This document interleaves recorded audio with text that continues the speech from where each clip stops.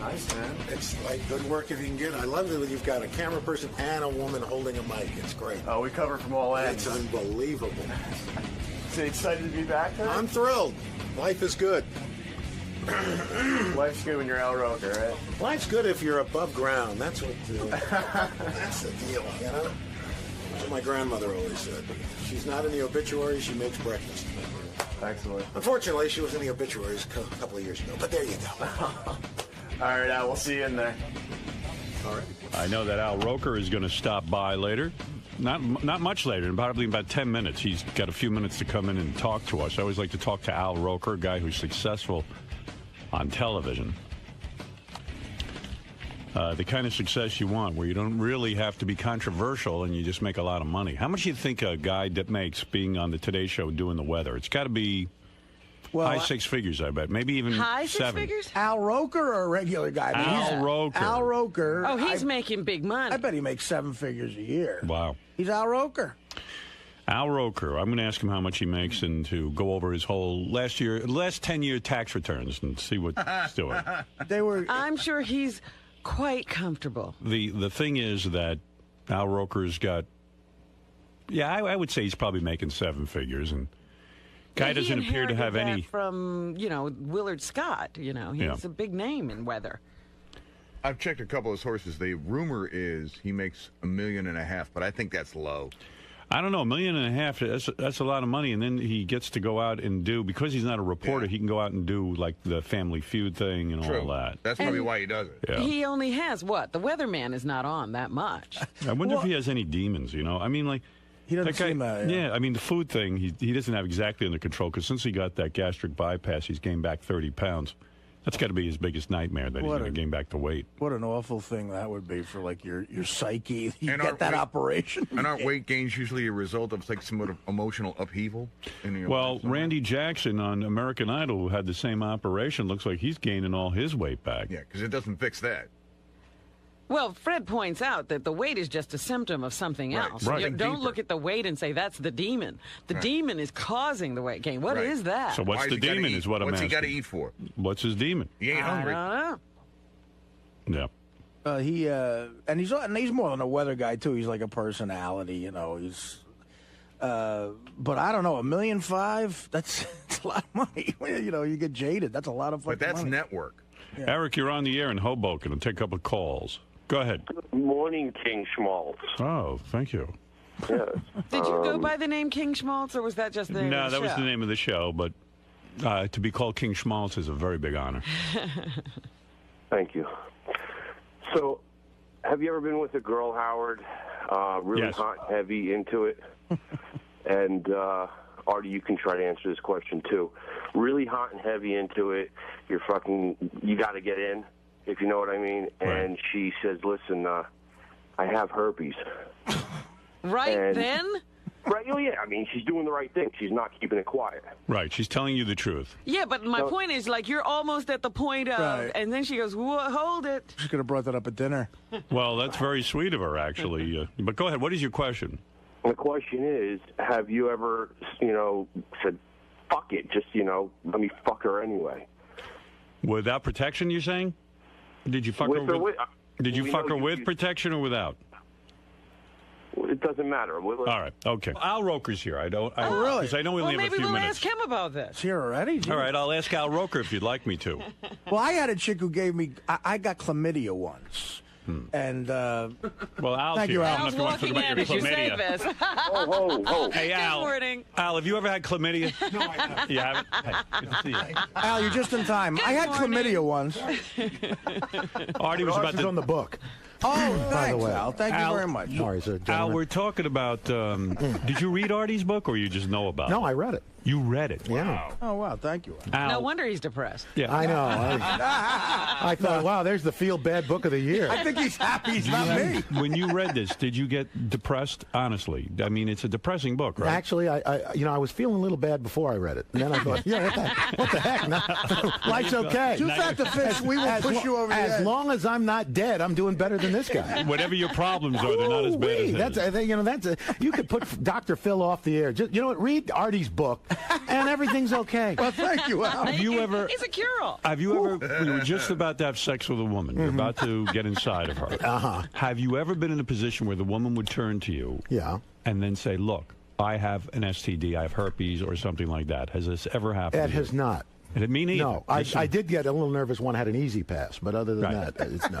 It's better than a woman saying, "I have a penis." When you did you have? Well, a period, we've all been there. Did you have a period of time in your career where you were, I'm going back now, before you were married, Right. That you got to have a lot of fun because you're the weatherman on the Today Show? In other words, is it that kind because you're the weatherman. No, it's not what you. That's people not a sexy. They're not going. Oh, you are the weatherman. No, that's not true. Because any guy who has a high-profile job, and we just figured you're good for 7 figures. We figured about you're a millionaire, right? He laughs at you. It's 8 figures. No. You're mistaking me for Katie Couric. No. Are you not? Are you not a millionaire? No. Is Get that outta true? here, Al. I don't know. What's a millionaire? I don't know. Are you worth? Is your net your assets? I mean, let's take your house out of it. Okay. Could you get your hands on $1 million cash? Yeah, with a mask and a gun? No, I mean, come on. You wouldn't do that. Come on. Who knows? You read Artie's book and you think, what the heck? We read that you make $1.5 million a year, minimally. Now, maybe it's more, but this was old information. I have no idea. And that would make sense to me. That you make $1.5 million at least a year because you're on a network show that's very successful. You're very high profile. Right. It's $1 million contract. It's $1 a year for $1 million years. No, it's no. Look, I get paid very fairly by NBC. Right. And that's How often do you negotiate your contract? Every 5 years? Yeah, just about. Yeah. And do they when you sit down? What is the bargaining chip? I mean, do you have other offers from ABC and CBS? Is that the way it goes? I don't play those games. It's like, look, you want to do a deal? Let's do a deal. You never say to them, listen, I'm sure CBS has come to you at one point and said, we need a little magic from the Today Show. You've taken meetings, haven't you? No, I don't do that. You never took a meeting with I had a meeting once with Mel Karmazin when he was at CBS, just to say hello. Right. But that's because I just found him an interesting guy. So the negotiation goes, hey, NBC says I'm not even in the room. I don't even go. No, but NBC says, here's what we're going to pay you, and you put up with it, or do you ever argue Things the go point? back and forth. They do. Sure. Okay. Come on. It's You a try to negotiation. get something. Of course. So a box of Ritz crackers, something. But women are attracted to a successful man, and I would imagine that just being on television, having a high-profile career, you get invited to a lot of things. You have your friends that are celebrities. I get invited. We don't go out that much. I mean, understood. But I'm talking about there had to be a period When of you were time. single. But you got to remember, when I was single, I wasn't on the Today Show. Oh no. Yeah, He was on local I was news. doing local news. So. Was it a mind-blowing dream for you when Willard Scott? I mean, there was a point where Willard Scott looked like he'd be there for the next million years. When Willard Scott started to slow down, they started to determine that he wasn't as hot as he used to be. Actually, and this is a true story. Yeah. Willard was the one who decided he wanted to step back. Is he still alive? Yeah, he's on the Today Show twice a week. Is he? Yeah, I don't get to watch it. Yeah, I know. That's right. Yeah, you don't have. I'm here. We're all the day. monitors. Why aren't you watching TV? We should be. Come on. But Willard is still around. Yeah, he does the 100-year-old birthdays, twice a week. But it was a dream come true when you got that gig. That's the gig of a lifetime. Oh yeah. I mean, look, when I got to New York, and you remember because we had WNBC and Robin. And, when I got to do weekends at WNBC, I thought, you know what? This is the greatest. Maybe Frank Field might leave in 4 or 5 years, and I might get the early show during the week. So. God's honest truth, the Today Show wasn't even on my radar. Right. You didn't say, oh, this is my ambition. Yeah, please. You were just happy to. I was so thrilled. The first time, because I don't know if you remember Live at 5, Don Pardo would be there, doing the announcing. Right. Yeah. And the first time he said, Al Roker with the women. I thought, this is it. How did you get that job? I mean, was your ambition to be a newsman? No, my ambition, to be perfectly honest, I did not plan to be on TV. I really didn't. I was going to be a producer or a director, something like that, a writer. And at the end of my sophomore year in college at SUNY Oswego, they were looking for a weekend weatherman, and my department chairman, who had told me I had, God's honest truth, I had the perfect face for radio, put me up for a job doing weekend weather at WHEN in Syracuse, New York. That's a TV station? It's a TV station. You were a sophomore in college. At the end of my sophomore year. And a professor says to you, go try out for this job as a weatherman. I did a tape at school. He took it down for me. because he worked part-time at the station. That's a miracle. I mean, how many guys a sophomore in college get any kind of job? And Do you didn't stay in touch with that guy? You know, unfortunately, he passed away last year, just about a month, right around the same time my mom passed. And he was just this guy, Lou O'Donnell, Dr. Lou O'Donnell. If it wasn't for him, you might never have even thought to do this. Not even. It wouldn't have even been on my radar. And you went down there and you passed the audition right away. Did the audition. The guy gave me the job. I was making $10 a newscast on the weekend. Were you awful? You were the newscaster. I was the weatherman. Weatherman. I was the weatherman. Were you awful at it? I wasn't good. Did you have an affect? Were you like trying to find? I know I was horrible on the air. You know, I was kind of like just kind of doing funny stuff, but not nervous. Yeah, I was nervous in the beginning, but after a while, I mean, I think one of the things is you forget after a while you're on TV or you're on radio. Right. You're just you know. Yeah, but that happened rather rapidly. Look, me was at that time a 19-year-old college sophomore, so how good could that be? So when you did this, you said, hey, maybe I can make a career out of this? Well, you know what? I was thinking I'm going to do this until I can get a real job directing or doing something like that. Right. And then I got a job in Washington, D.C., which is where I right out of Syracuse. Yeah, you sent the tape? 6 months after I graduated. A guy, one of my competitors, sent the tape to a friend to get me out of the market. Wow. Oh, wow, that's great. Which was nice. I was like, hey, I wasn't even looking for a job. Were you that popular? In other words, had you really caught on with people? Yeah, but I was in Syracuse, But you were still in college, right? So when you showed up... Yeah, I graduated... You showed up at a sophomore year in college, and you're now the local weather guy who's a big deal... You weren't getting tons of women? You're a celebrity on you know campus. what? Because nobody watched, none of the college students, nobody watched TV. Yeah, but that's big news. Yeah, but they didn't. There's no sophomore that gets a job like that. Nobody cared. Nobody cared. I wasn't a jock. I was driving down 40 miles down to Syracuse doing my thing. Were you struggling with your weight at that point? Oh yeah, always your whole life. Always my whole life. Were you obese as a child? You know what? It's funny. What you think of as obese. You always have this idea of what you are, right. And then I look at the pictures. And, well, geez, I wasn't that fat. But you thought you were. But I thought I was. And it almost leads to you getting fatter because you go, I'm just fat. What the hell? I'm fat. And were you so it was kind of like you? Did you have a giant afro at some point? I never had a giant afro. I mean, in college I had a little bit of an afro, but my hair was already starting to recede. I see. Yeah. And then you shaved your head. I just, cut it down. I mean, when your hair went, were you devastated, or you didn't care? You look good bald. It doesn't make a difference to you. Who cares? I'm a black guy. We all look good bald. Were you ever a black radical? Right? Did you ever join the Black Panther Party? That's what I say. That's what I already said. You're such a radical? Yeah. Were you ever radical? Did you ever have the glove, the fist, nothing? No. Never got into any of that. I mean, look, I didn't have enough hair to even put the pick in the back. You had a bigger afro than I did. I had a red, black, and green afro pick. There you go. I was way on top. That folding one? The folding. Yes, I used it as a weapon. So because I'm sure there were a lot of pick fights in Long Island. Oh yes. Well, actually, where I grew up, there were people would use those as a. Oh, that's great. On Long Island, where I grew up, everybody had an afro pick. Fight. Never heard of a pick fight? Heard that. In school, my school, I went to Roosevelt, which is an all-black school. Yes. We had afro picks, and people would actually use them as weapons. They would gore each other with afro picks. There was nothing wrong with that. It was perfectly acceptable. People were coming into the emergency room with these little 8-pronged stab We got another wounds. pick stabbing coming in. It seems like a perfect life. I mean, do you have any demons? We were discussing. So when you were eating a lot, there has to be a demon behind that. There has to be something that really troubled you. Did you ever go into therapy to find out what that was? No. Before you have the gastric bypass, you actually have to have some sort of counseling. Therapy? Right. Counseling, yeah.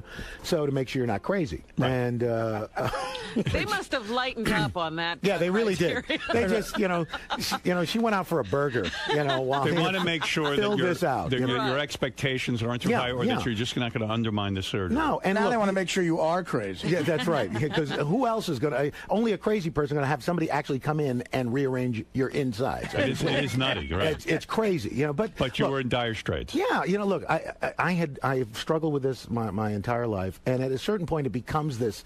You say, okay, I'm going to lose weight. I'm not losing weight. Oh, what the heck? I'm just going to eat. Right. Then you hate yourself because you're gaining weight. So, well, how are you going to feel better? Well, let me have another burger. You gained 30 pounds from your original gastric bypass, which was 7 years ago. Did that scare the hell out of you? No, actually, because look, I've got this range where I am now. I'm never going to be back where I was.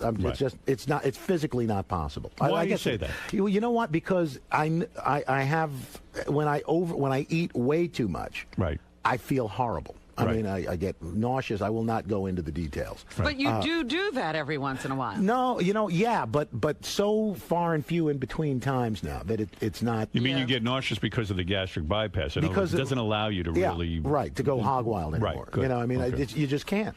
So when you gain back to 30 pounds, you start to have nightmares. Oh my God, I'm going to return. No, because it's not like it all. I woke up one morning and it was like, boom, oh, hey, where'd that come from? Right. It was kind of gradual. And I know it, but I go. But do you have find yourself looking at people who have had gastric bypass and have been unsuccessful? For example, Carney Wilson, who had it, is back to being huge again. But she didn't have babies, okay? Yeah. Okay. Randy Jackson, American Idol. I watched that show. He is getting heavy again. I mean, he's getting really heavy again. I haven't seen it. I think he is. Am I wrong, Robin? I don't watch the show, but I have noticed him from time to time, and I think he has put on some weight.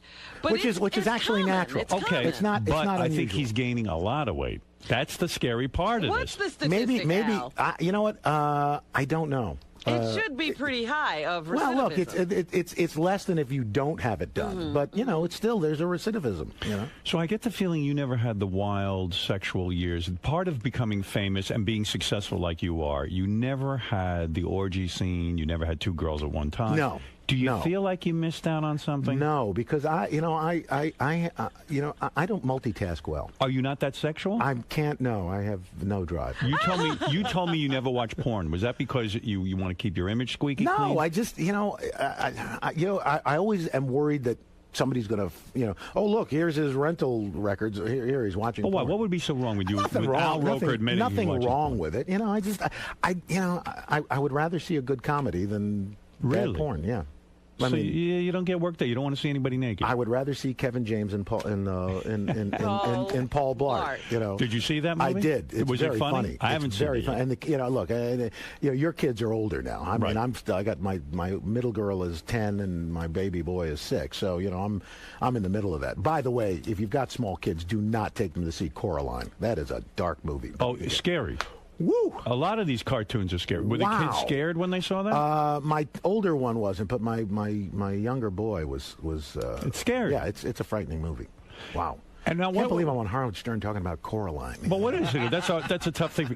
Now because you're successful and rich, do you live mostly in a white neighborhood or a black neighborhood? I live in a Filipino neighborhood. No, the reason I ask that is it hard for your kids who are black to meet other black kids? Actually, they go to a private school here on the east side, but that has a very, very diverse population. In that, my daughter's class, the kids, about 40% of the kids are non-white. There is some diversity at the top now, Howard. Is there? Yeah, a little bit. Yeah. A little bit. But that's an issue for you, right? You don't want your kids to feel like they're the one black kid right. and the good news is they're not. There are more kids. There are more kids of color in her school than there are in the public school in our district. Right.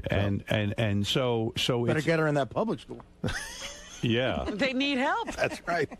So, Al, you went ahead and you made another one of these DEA-type shows. Yes. Al has a successful series going. He's branching out. Yes, he can't just do the weather. He always wanted to be a producer anyway.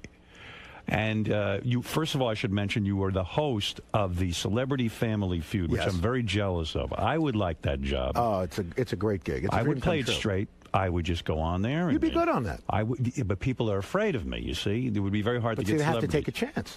You had Kathy Lee Gifford's family. Yes, we did. And who did they bring? Cody, Cassidy, Frank. How old is Frank now? Oh Frank is 700 years old. About 76, I think. Wow. And he was able to Yeah, keep he it was together. great. He was fun. You like Kathy Lee? I do. I find her amusing. Well, you guys are working together. Yeah, now she's on the fourth hour of the Today Show. Well, you're not working with her though. Not, are you? no, I see her in the makeup room. Is she not doing well with the ratings? You No, watch actually, that. the show's doing fine. I thought I read that it was not doing. No, well. it's doing fine. It's doing okay. Yeah, they'll keep Kathy Lee. Oh, there. absolutely. I watch it sometimes. They have to learn to ask a few questions once in a while and stop with all the shtick. Well, it's evolving. Is it? It's evolving. All right.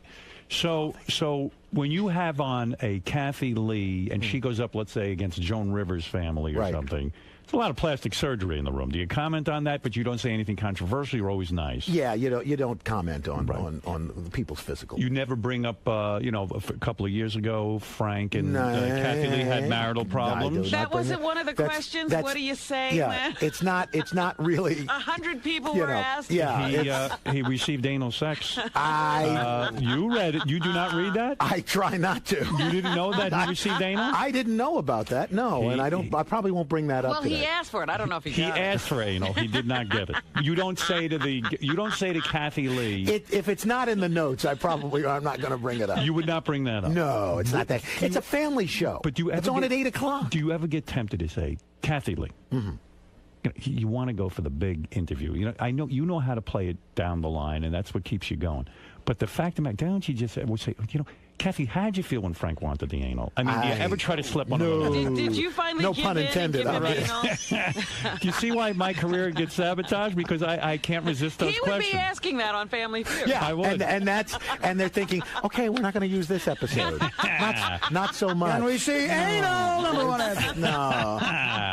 But that's a great gig. Yeah. Show me the Lincoln Tunnel. Okay, no. Is that very good? No. Is that a high-paying job to host the Family No, it's not. It is not. It's not. Why do you keep getting these low-paying jobs? Why can't you get a high-paying job? I've got 100 low-paying jobs. I just need one good high-paying job. High-paying jobs, like Regis does Millionaire and gets millions of dollars. Why would Family Feud? Because Millionaire at the time was, just a huge network show. It saved ABC.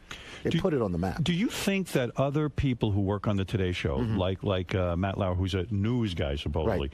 Yeah, and I know Matt, but he can't go out and do Family Feud. He's not allowed contractually. Right. Yeah. Because but you're the Meredith weatherman. Vieira is doing Millionaire. Because Meredith Vieira was doing that prior to joining the Today Show. She couldn't do it now, you're thinking? Probably not. If she had come here to do the Today Show and then somebody had offered her Millionaire, probably not. Oh. Isn't it a bit of a joke? I mean, to make a distinction between the weatherman and the news reader, it's all showbiz. It is. Look, the funny thing is, it was kind of carved out when Willard had the job. Right.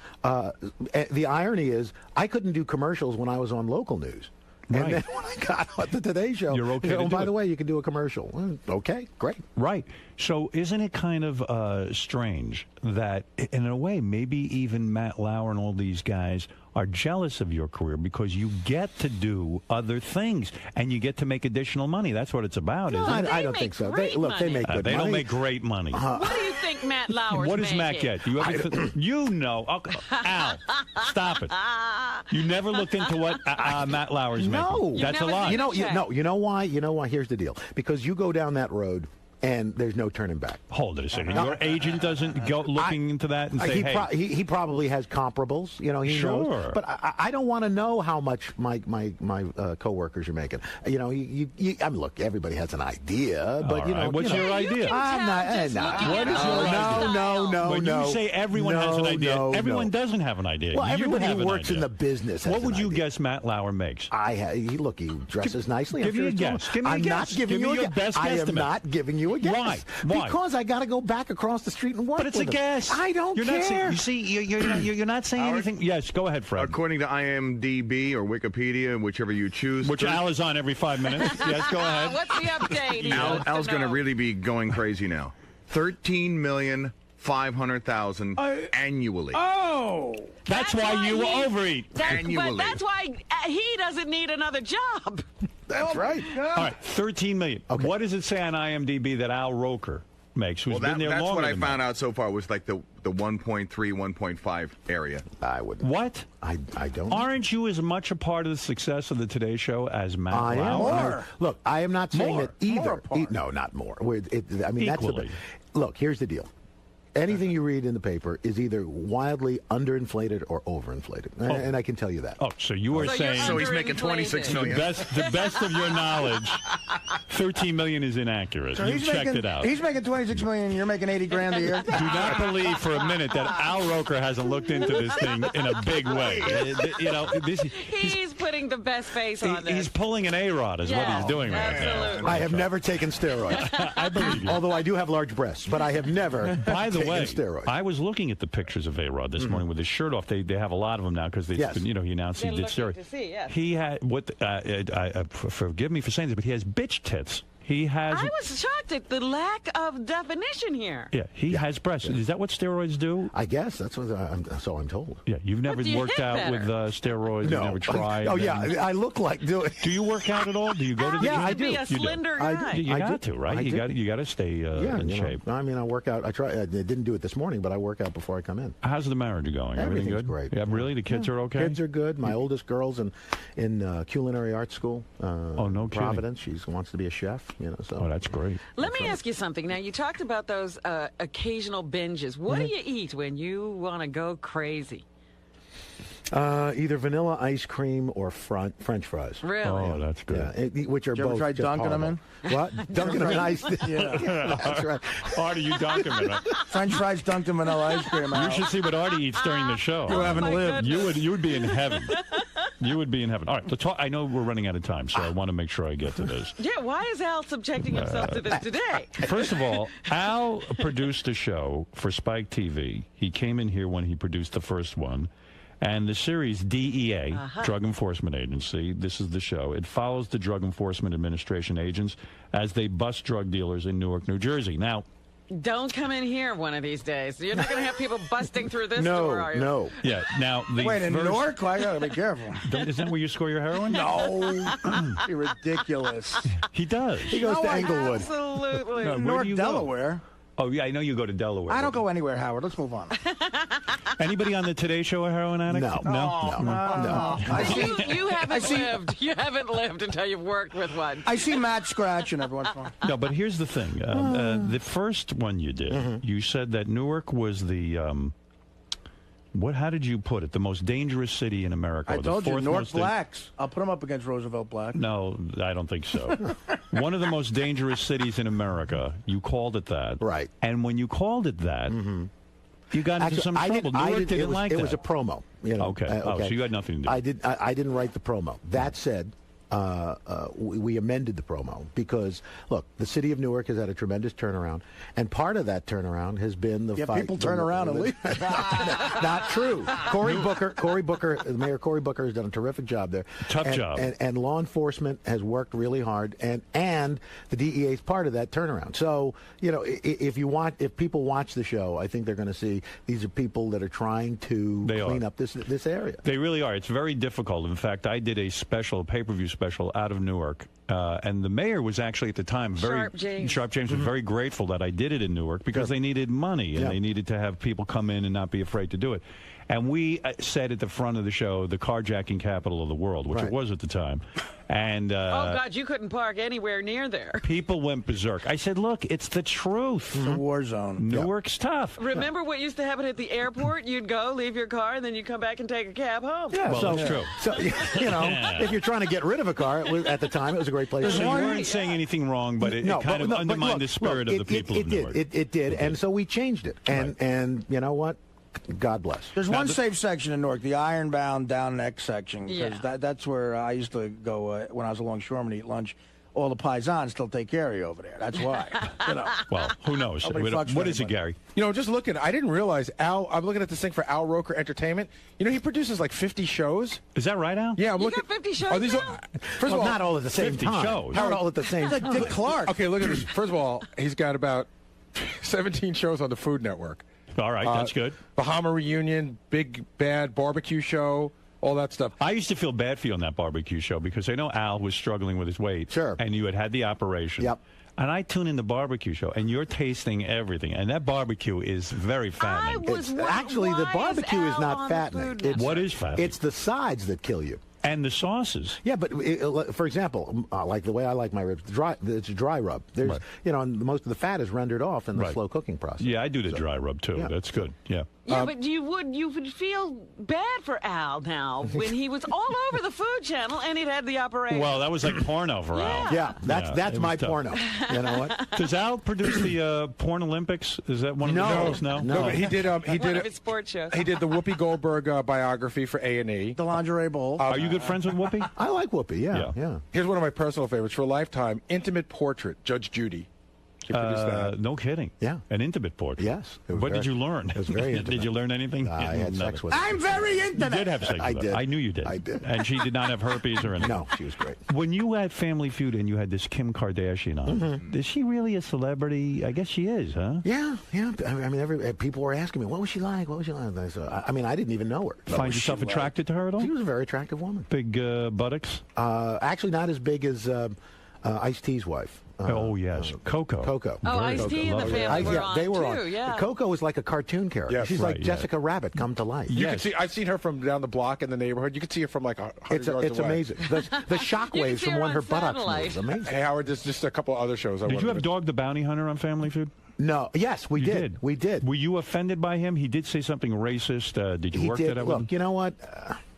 I said everybody's worth a second chance. Was the black daughter-in-law in the family? When She was not at that moment. That would have been a good family. That would have been a great family. That's hot. Yeah, we put cameras in the dressing room to see what happened. I'd like to see that one. Oh, you got to bring them back. Yeah. Go ahead, Gary. Here's another one I love. For E! Entertainment, he did Uncovered: The Hidden Lives of Miss USA. No, that's good stuff. That was good. And then what is this show about? First of all, what's We TV? I never heard of it. Women's entertainment. Yeah. First Ladies of Jamaica? Yes, it was. Well, it's a series on first ladies of a country. So the first one is Jamaica. We're doing Carla Bruni of France. See, that's interesting to me. These are all his shows, Howard. Wow, He's got that's a ton of pretty good. shows. Very impressive resume. Well, thank you. I got to say. So the DEA show, which is the one you're here, the first one did very, very well. It did. Good enough that now they've turned it into a regular thing? Well, this is the second season. We're hoping after this airs, and all your listeners are watching tonight and goes through the roof, and we do season 3. You go back into Newark? We may go to another city. It depends. Right, but tonight is Newark? Tonight's Newark. The next 9 episodes, we're in northern New Jersey. And you will be sitting with the DEA, and they will go and bust people. They bust people. They get people to flip, to give up the person above them. Right. And that's how they work up the ladder. That's always interesting. Yeah, and these two agents who run these groups, what's interesting is they've known each other since they were in first grade. You know, they're like childhood buddies. Do you think the other agents get jealous that they get to be celebrities and the other ones don't? You know, here's the thing. We go into an office and we basically ask who wants to be on and who doesn't. So the ones who Did you get trampled at first when you no, first asked that question? you know, we had to kind of convince most of them to be on. I don't think anybody really wanted to be on. Does this compromise their ability to actually do the job? No, because we're not showing anything that isn't kind of public knowledge. You know, any investigative techniques. Any undercover agents' identities are concealed. Confidential informants' identities are concealed. You know, we really work very hard at that's a lot to put together. And the DEA takes a look at it before we send it out. How long does it take you? You probably shoot hundreds of hours. 100 hours for every hour you see. Wow. Wow. How long does it take to edit that thing?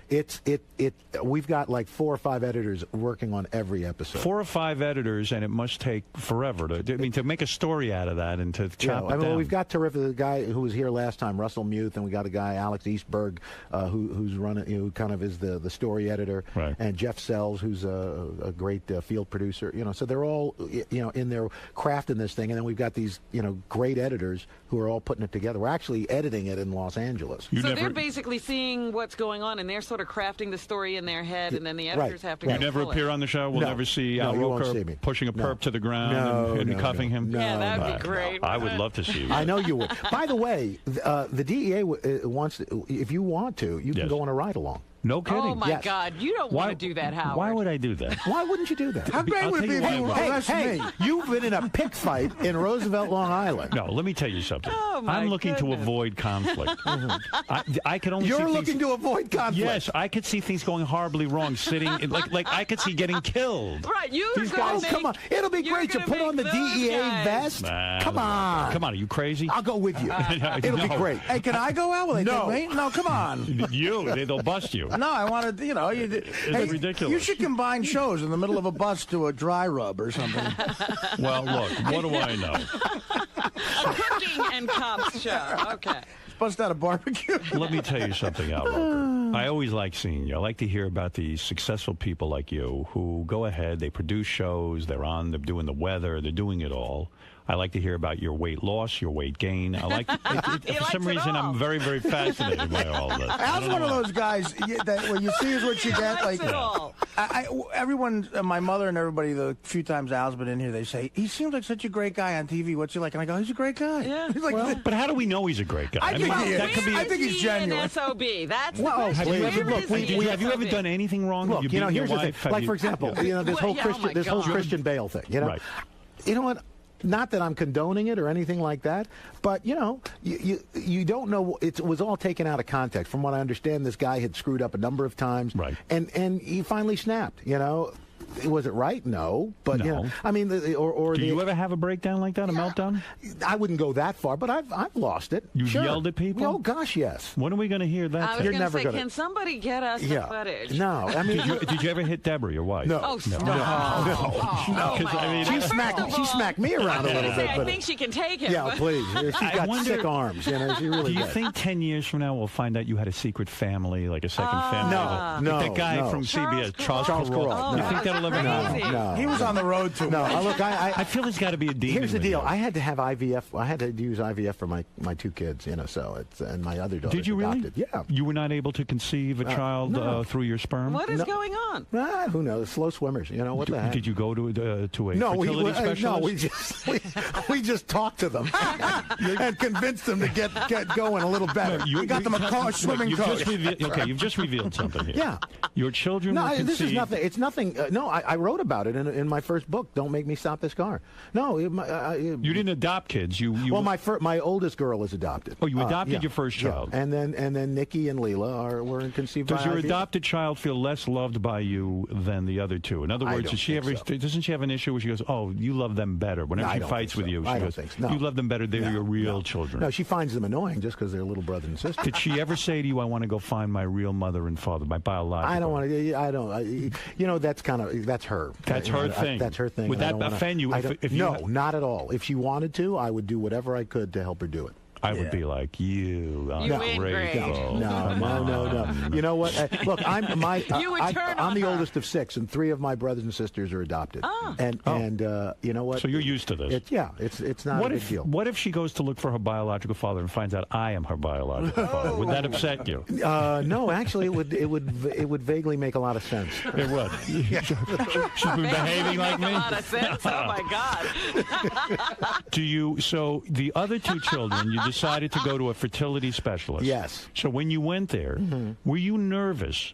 I know they make you masturbate into a cup. Is that correct? Actually, it's a thermos for me. Into a thermos. All right. Nice. Bragging. Were you nervous when here you are, Al Roker, you're a famous guy? Here's I can cut to the chase for you. My biggest nervous part is it wasn't going to work.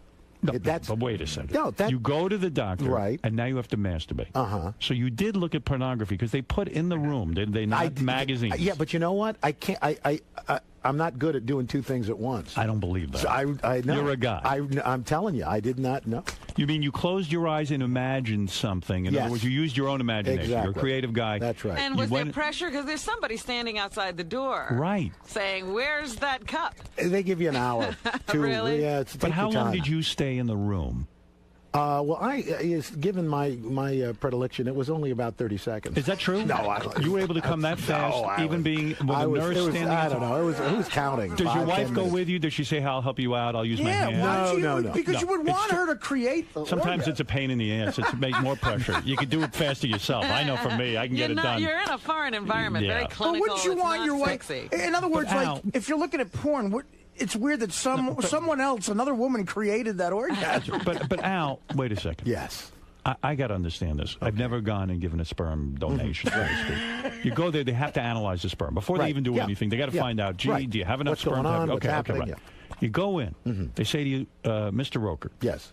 Do you worry that there might be a camera or something like these people want a picture of a famous person masturbating? I wasn't until now. I'm saying. Now I'm thinking maybe there's some video somewhere. Could you imagine? Thanks a lot. And you did not feel the least bit inhibited. No. Being Al Roker, masturbating. You trusted the doctor when you walk out, I'm being serious now because I think a lot of guys would be afraid to do this. Dropping loads. Right. When you take the little cup. When you take is it a cup? Yeah, it's a cup. You walk out, you hand it to the woman and say, Here you go. Wow. It's in a bag. You put it in a paper bag. You have your name on it, and here you go. And it stays good? What do they got to do Well, with they're it? taking it right across the Yeah, hall. they analyze it. They And refrigerate when it. they analyzed it, what did they say? You don't have a lot of sperm? No, they say it's there. It's just low motility. They don't swim very well, Oh, wow. You actually have a disability in a sense. as it were.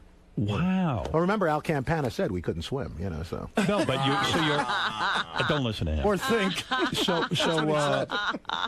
So then they bring your wife in. They inject her with the sperm. Well, no. It's in a test It's in a, tube kind of they thing, inject the petri sperm into an embryo and into an egg that they've harvested. Boom. And then they implant. Fertilize it, make sure it's viable, and then they implant It into Deborah. Right. Wow. Yeah. That's a lot of work. It Has is. there ever been It is. mistakes where they Plus, take I had to give her hormone shots. It was crazy. Wow. Yeah. Have there ever been mistakes where like a Chinese kid comes out like Sure. they actually... Yeah, there was a famous one. Remember with the black couple and white that, kid. Yeah, had a black and a white kid. Yeah. Were you nervous about that at all? I was hoping that there would be a mistake so that maybe so that the kids would have a better shot at looking good. Wow. What about I didn't know that you were that you had masturbated in a doctor's office. There you go. I can't even you have picture new it. respect for me now. And you take off all your clothes? No, you don't take off your clothes. I mean, what did you Can't do? you do it at home? Can't you do it at home? You actually you can. And then rush in. And then it has to be in within a half hour. You could do that. My cousin did this and gave birth to a zebra. There you go. You know what sucks about Al not having those years of banging a lot of chicks is he wouldn't have had to worry about getting someone Right, he pregnant. would have had a Gonna went nuts. fun time. That's why I know there are no other kids running around. What did you think about that day when you were masturbating in the doctor's office? What was your fantasy, if I may? I get into your mind a little bit? really don't remember. French fries and vanilla ice cream. When you That's right. When you masturbate, do you think about women from the Today Show that you might have worked with? Like, let's say a Katie Couric or And Curry. Nancy Snyderman. that would be a great headline if you could just say you've masturbated to Katie Couric. Katie Couric would be a hate Give me fuck. that little bit of information. Katie Couric helped me have children. Yeah, Katie is really part of my children's lives. Kathy Lee. If only Sarah Palin had been on the scene at that point. Did you find her attractive, Sarah? Yeah, she was very attractive. Me too. woman. I kind of got off on that myself. Yeah, please. When you think about when you're doing this, now that I know that you are a masturbator, chronic masturbator, when you're doing He this, uncovered something. do you think about a woman you've been with, or do you think about a woman that you would like to be with? I think it depends on the day. The day that you were conceiving, I don't remember. You don't remember who you're I thinking don't about? remember. I don't remember what I had I for think you do. breakfast I think you yesterday. do remember. I do not. I do not. And I think you looked at porn. What do you think of that in the You think doctor's so? office? Yeah. I'm telling you, I did not. What magazines were in there? I didn't even Jugs? look. First, here's the thing. Here's the thing. Right. I thought, do I really want to pick this magazine up in this room? Ooh, good point. Yeah, where you think people about that. have been You're right. No, and in fact, to Artie's point, with Leela, it was in the room. With Nikki, I was at home. Right. Oh. Okay. That's good. That's good. All right. That's So use your own porn. Listen, you got to watch Al Roker.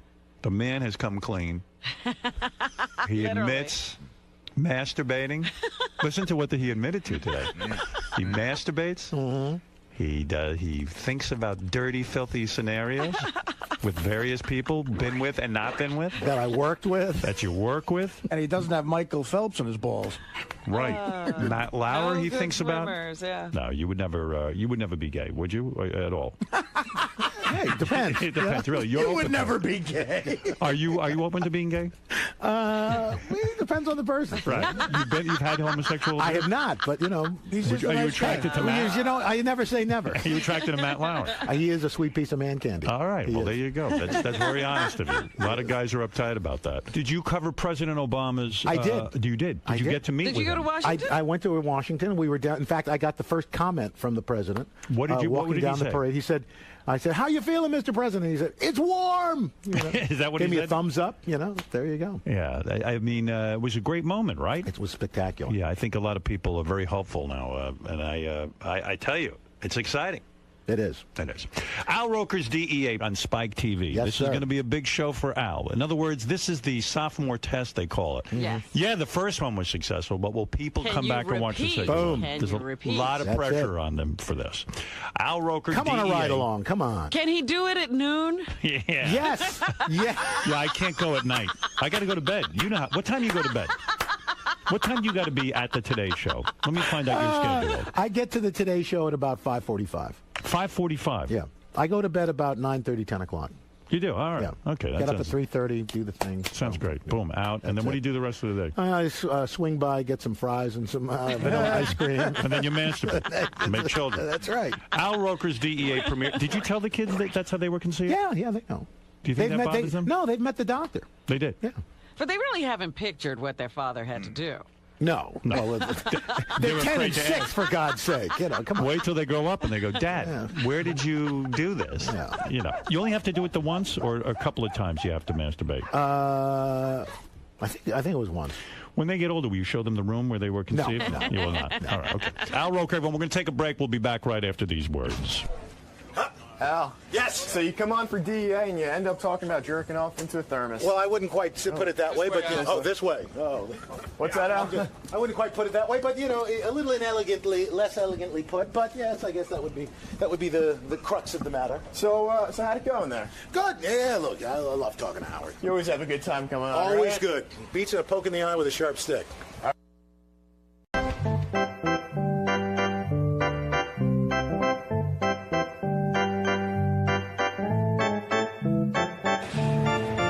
Oh, Jesus Christ. What did he do? He just threw it and it hit the umpire. Oh, Jesus Christ. Oh, Jesus Christ. This is what I was afraid of. The most embarrassing ceremony of first pitch in baseball history. This is a disaster. So I'm sitting at home Saturday evening. I was going to call my mom Sunday morning to wish her a happy Mother's Day. And I'm sitting at home, and my mother calls me, thank you for the flowers. They're beautiful, and my daughter took me to lunch and having a wonderful Mother's Day. And wonderful. So we went through our conversation, and then she goes, your father wants to speak to you. Now, that's always a big deal because my father never really speaks to me that much. It's almost like there's an announcement and then your father appears. The weird thing is you hear my dad in the background. I guess what goes on is both of them can't hear anymore that much. And my mom won't even consider getting a hearing aid. My dad has a hearing aid, but it doesn't seem to change anything. And that's nice. He decides he wants to speak to me. So I'll be talking to my mother. This is what you hear. It sounds something like this. Yeah, Ma, so what? Wonderful Mother's Day. Your sister took me to lunch. I was there with Pam and Sharon. And in the background, you start to hear. And then you hear, look, I want to talk to him. I don't even know if he knows my name. I don't even think he says, I want to talk to him. Harold. And she can't hear him in the background. Let me have the phone when you're done. Let me talk to Howard. And you, what, Ben? Talk to Howard about your father. He wants to talk. My mother starts getting nervous. Your father wants to talk to you. It's like a big event. Yeah. I'll hold on. Hold the presses. Yeah. Stop the presses. And that's got to mean he's got a definite opinion about something. Yeah, like there's something not burning. To say like I love you. Or something. No, it was something like burning on his mind. So I knew it was big. He goes. I was watching television. Did you see it? I go, what? Did you see it? I go, see what? I don't know what you're talking about. Look, I was watching television. I tuned by the Met game. And they mentioned your name. I said, they mentioned my name on the Met game. I don't even... I go, all right. I go, Gary threw out the first pitch. He's been really nervous. My father doesn't even hear anything. He just goes, barrels on. He goes, look, so I never saw a pitch so horrible. I go, what? He goes, I never saw when they would show a pitch on TV like this. I tuned by, and they're talking about Howard Stern's producer threw out the first pitch. He says, you never saw a ball thrown like this. I go, oh, my God, Dad. And my father can't even have a conversation, but I go, oh, my God, do you know Gary was throwing out the first pitch? His worst nightmare is that the pitch would be wild. He goes, wild? I never saw a pitch like this in my life. Now my father's goofing on Gary. And I'm like, oh, my goodness. I said, you don't know how unbelievable this is because this is Gary's worst nightmare. He literally talked himself into his worst nightmare. Yeah, I said, this is his worst nightmare. I mean, I go, you're telling me it was awful? Now I'm getting like full of glee because if it was a good pitch, we'd be done. Yeah, it'd be over. Now I'm smelling the first 2 hours of the show are going to be fantastic because Gary's pitch was, he goes, it was unbelievable. The man is right. The man is right. I immediately watched it. And, you know, I said, I have it right here. You hold it down. He's like, send it to me. Yeah, right. Like, he wants to remember he couldn't believe it. Well, I watched the pitch, and Beth looks at me and goes, he threw it like a girl. Oh. So I go, what do you mean? She goes, I guarantee you I can throw better than that. She goes, my father, we used to go out and throw balls all the time. She's the first time. Her father was such a stickler for sports. I mean, she has two brothers who were both full scholarships for sports. Like Penn State type stuff. Yeah. Penn State full scholarship for football and basketball at University of Vermont. And, full ride, didn't have to pay for college. And she said, my dad I would cry. He'd make me put on a glove. This is Beth. And she says he would throw balls at me until I would catch it. She said, the first ball hit me in the head. Oh. And he made me stand there and keep. He was like one of those sports dads. Yeah. Like the great Santini. And she said I was always grateful in a weird way because she goes, I could always play any sport and throw a ball. And I said, yeah. I said, I don't know what happened with this guy. She goes, I've never seen a pitch like this. And he supposedly can throw a pitch, right? So I don't know who told him that. So we're drinking a bottle of wine at the house. You're on that dead-end street still, huh? Yeah, I'm still drinking. I'm sorry, Artie. And, I got to... Hey. I'm moving two guys in with me to watch me full time. Why don't you make your own grave over there? Yeah. So, anyway... And by the way, when I saw the pitch, I saw Artie was standing right there next to the catcher. Oh, Artie did show up. I showed up. He was down on the field. Oh, I showed up. Awesome. And I said, where were your two bodyguards? One was Joe was right next to me. Oh, he was. Look at it. You see me and Joe laugh like we're watching. I got upset. I thought you were on your own. No, he escaped. No, Joe was with me. Oh, good. Okay. Yeah. All right, because that's a place to score. Shea Stadium, or whatever stadium that's called now. Oh no, City Field. City Field. Believe me, the neighborhood outside City Field is the same as it was outside Shea Stadium. Right. It looks like it's a bunch of chop shops for cars, though. I got to call Gary. I called Gary. I go, oh, what happened? He goes, I'm on my second Scotch bowl. Yeah, he started getting loaded. He was getting loaded. And I had to drinking. leave. It was unbelievable. Really? He was that devastated that now he had to get drunk? He had to get drunk. Some fortitude. I go, that was your worst nightmare? He goes, I don't know why I did it. So I didn't want to start busting his balls too bad. Right then, yeah. I watched this pitch. I wrote to Sal and Richard. I said, find that kid who does the animation for us. Kevin Lofton. Yeah, Kevin Lofton. I say, find him. I said, so follow the trajectory of the ball. After it leaves the stadium, where does it ends up in outer space? But you see it, you go with it all when it's orbiting the Earth, the pitch. It's space junk now. I mean, it was unbelievably bad. It was Where a double. did it go? Well, it was a double whammy because, first of all, I wish I would have played catch with Gary because I love Gary to death. But someone's misinforming him. He can't throw. He throws like a chick. Oh, and that's what I would have Beth said. I would have played catch with him for 2 seconds and begged him not to do it. I would have said, I'll teach you how to call in sick or something. I mean, you can't do it because he throws like he didn't play high school ball. But that's why he was nervous because you're right. He claims he can throw a ball. He can't. He can't throw a ball. No, he can't. I would have known it. John Hine is not his friend because John let him believe he can. Anyone who plays catch with the guy, I said 2 pitches, I could have figured out he can't throw a ball. Did the umpire actually catch the ball, or did he He says, go get it. He had to go get it.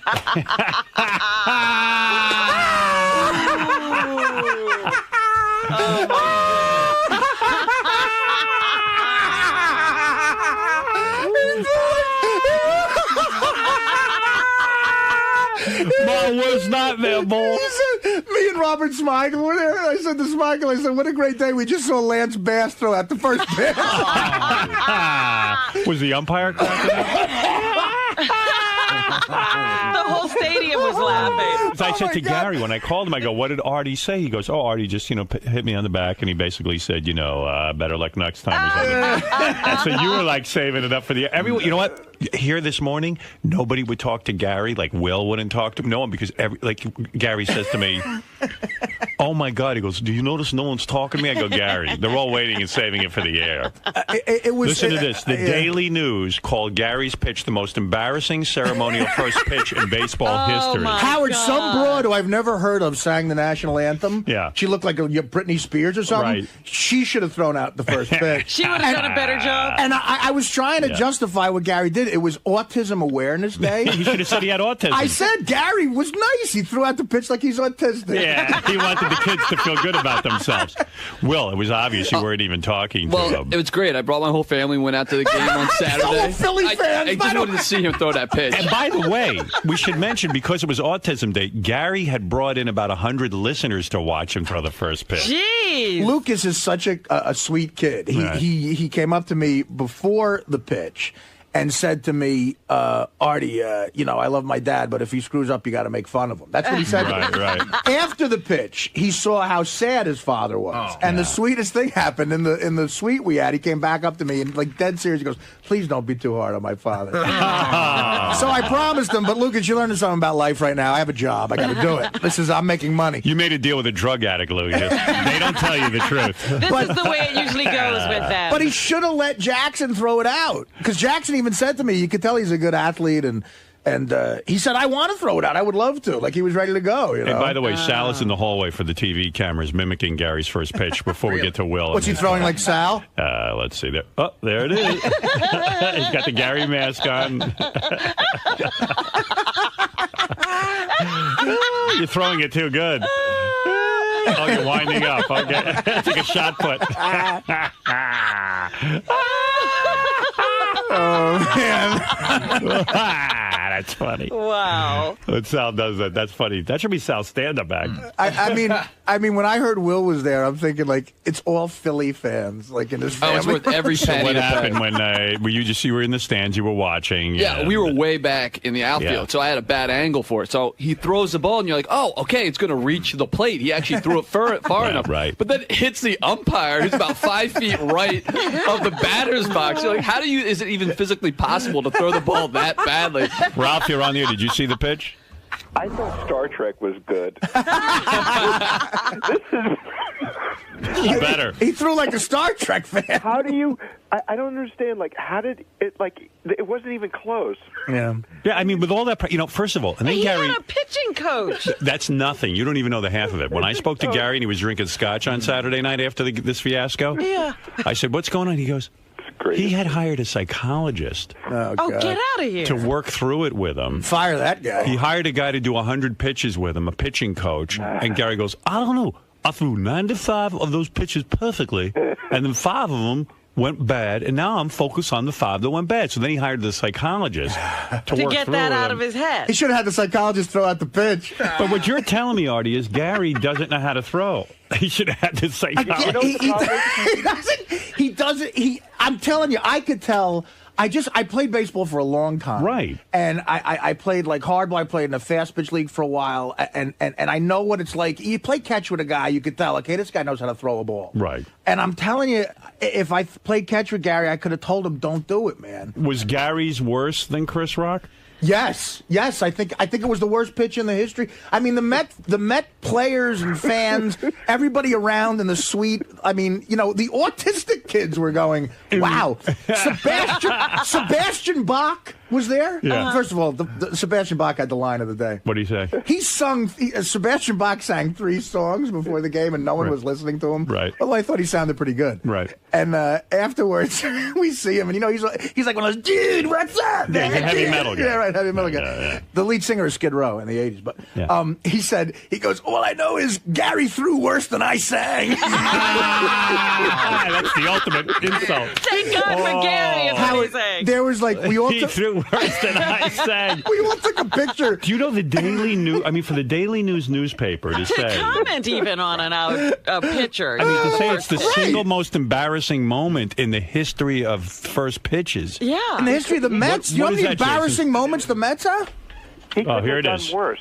Gary Dell'Abate, we all know him as Baba Booey from the Howard Stern Show, delivered what has to be the most embarrassing ceremonial first pitch in baseball history Saturday. He had been talking for weeks on the Stern Show about doing this, and Saturday he finally got his shot. The video is below, pretty bad. He may actually be better than Perez and Green combined. If you look closely, you can see Stern sidekick Artie Lang, a Met hater, to the far left during the pitch. In all seriousness, Dell'Abate, a Mets fan, was at Citi Field, the Celebrity Gifts for Autism Awareness Day, which is a great cause, one that's dear to my heart. Good job, Gary, on that. But don't most pitch. Yeah, I don't think they're going to remember why he was there. That was from the Daily News, Howard? Daily News. Oh, my God. Yeah, let me check that. You see, Yeah, Daily News. I think I'm absolutely sure I could do better. Well, actually, Ralph, after that pitch, you should worry about your job. I think Gary should be picking out Howard's clothes.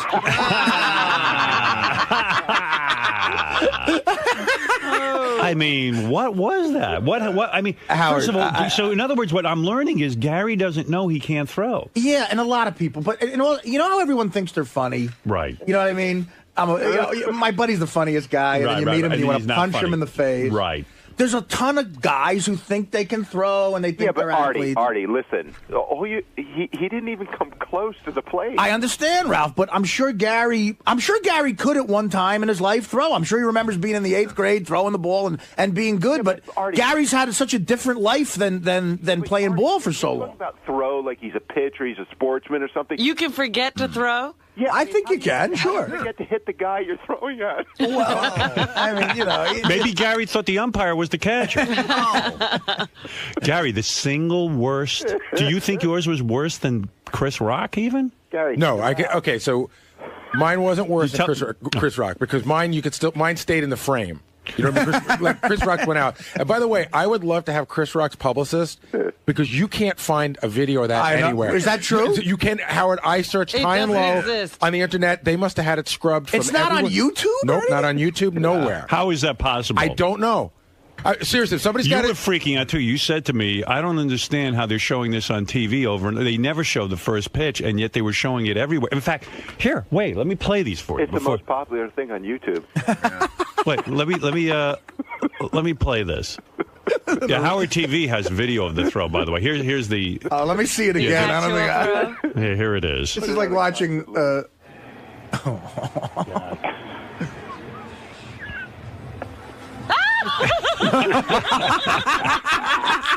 Why did you do this? Well, first of all, there's a couple of things going on. I'll let you.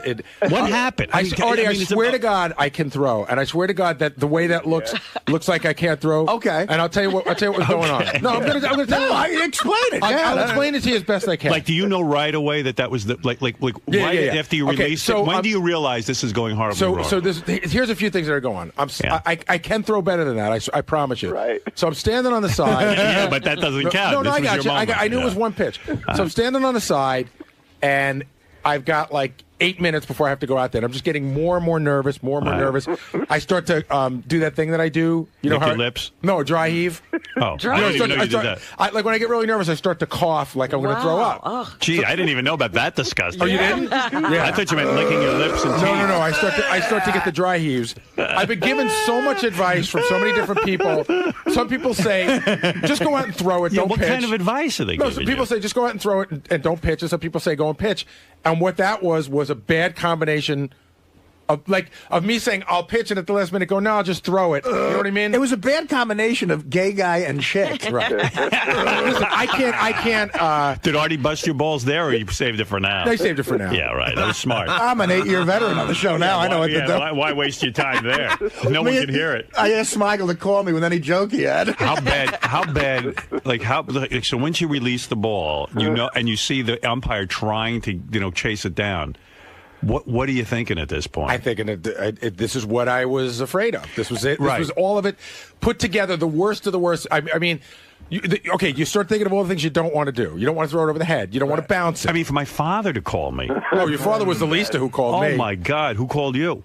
Well, it's always funny who wants to be the first to give you bad news. Yeah, I was pretty much the first one on your face. I got a lot of texts. Like, the first person to give you bad news is your arm. Right. A lot of people were texting me. Yeah. I got about a dozen texts from Booker. It started with, "Hey, heard it didn't go well. Hey, that's okay. I did it once." And then around the 8th or 9th one, it's about 6:30 at night. I'm drinking, and it just goes, "Dude, you're on the news." That's what the text says. Yeah. Boy, who sent you that? Booker. Oh, Booker. Hey, at least you made the news, man. Yeah, that's true. Yeah, if you had thrown out a perfect pitch, it would have been over. I didn't think it was going to be this bad. Once I saw how bad it was, I thought. I thought. Listen, here's what happened. This is Star Wars big. Here's what happened. So here's what happened. So it's a bad pitch. We all know it's a bad pitch. I'm bummed out, but still, in my mind, it's within the Howard Stern universe. Right. Meaning, you come to work on Monday, you guys make fun of me, we show it, we put it on the TV show and everybody sees it. Jeff Caro might yell at you. Yeah, all right, so and the listeners are there, but listen, the place only holds 40,000. You know what I mean? So what happens is during the game, this guy Kevin Burkhardt is a really nice guy. He interviews me during the game, and then they show it. When they show it, my heart just stopped, because then I realized now it's been taken out of the Howard Stern universe. It's on everywhere. And sent to the world. Right. And then, like yesterday before the game, Jackson puts the game on every day. And before the game, you know that mayor of Cincinnati that threw like the worst pitch ever?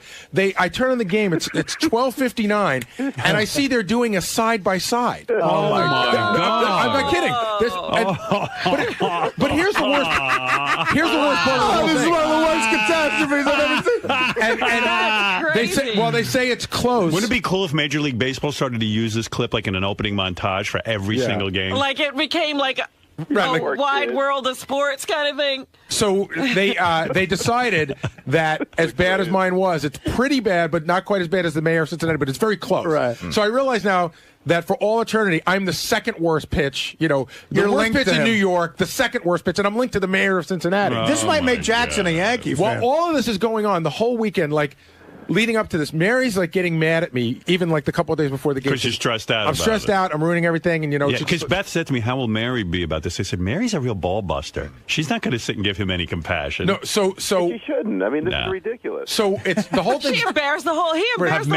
Have Mary and your sons been relocated yet? Aren't they in the witness protection program? So, all right, here's your new name. So we get home on Saturday, and I'm really bummed out. Mary's like, "God, like I've been putting up with this for 2 weeks. Is this going to go on now?" And I'm like, "You're a woman. You do not understand what this means." And she goes, "You're a woman too." So yesterday, how do you understand what it means? So yesterday at 1:00 after this thing is on TV, right? Wow. I just hang my head and I go in my office and I'm in there, and she just comes in and she goes, "So you're gonna ruin Mother's Day?" She goes, "This is what it's gonna be." She goes, "This is my day, and now it's all about you." Oh my God! Hey, this is sweet. Gary's kids are on the phone. They want to make him feel better. Hey, Gary's kids. Oh, that's mean.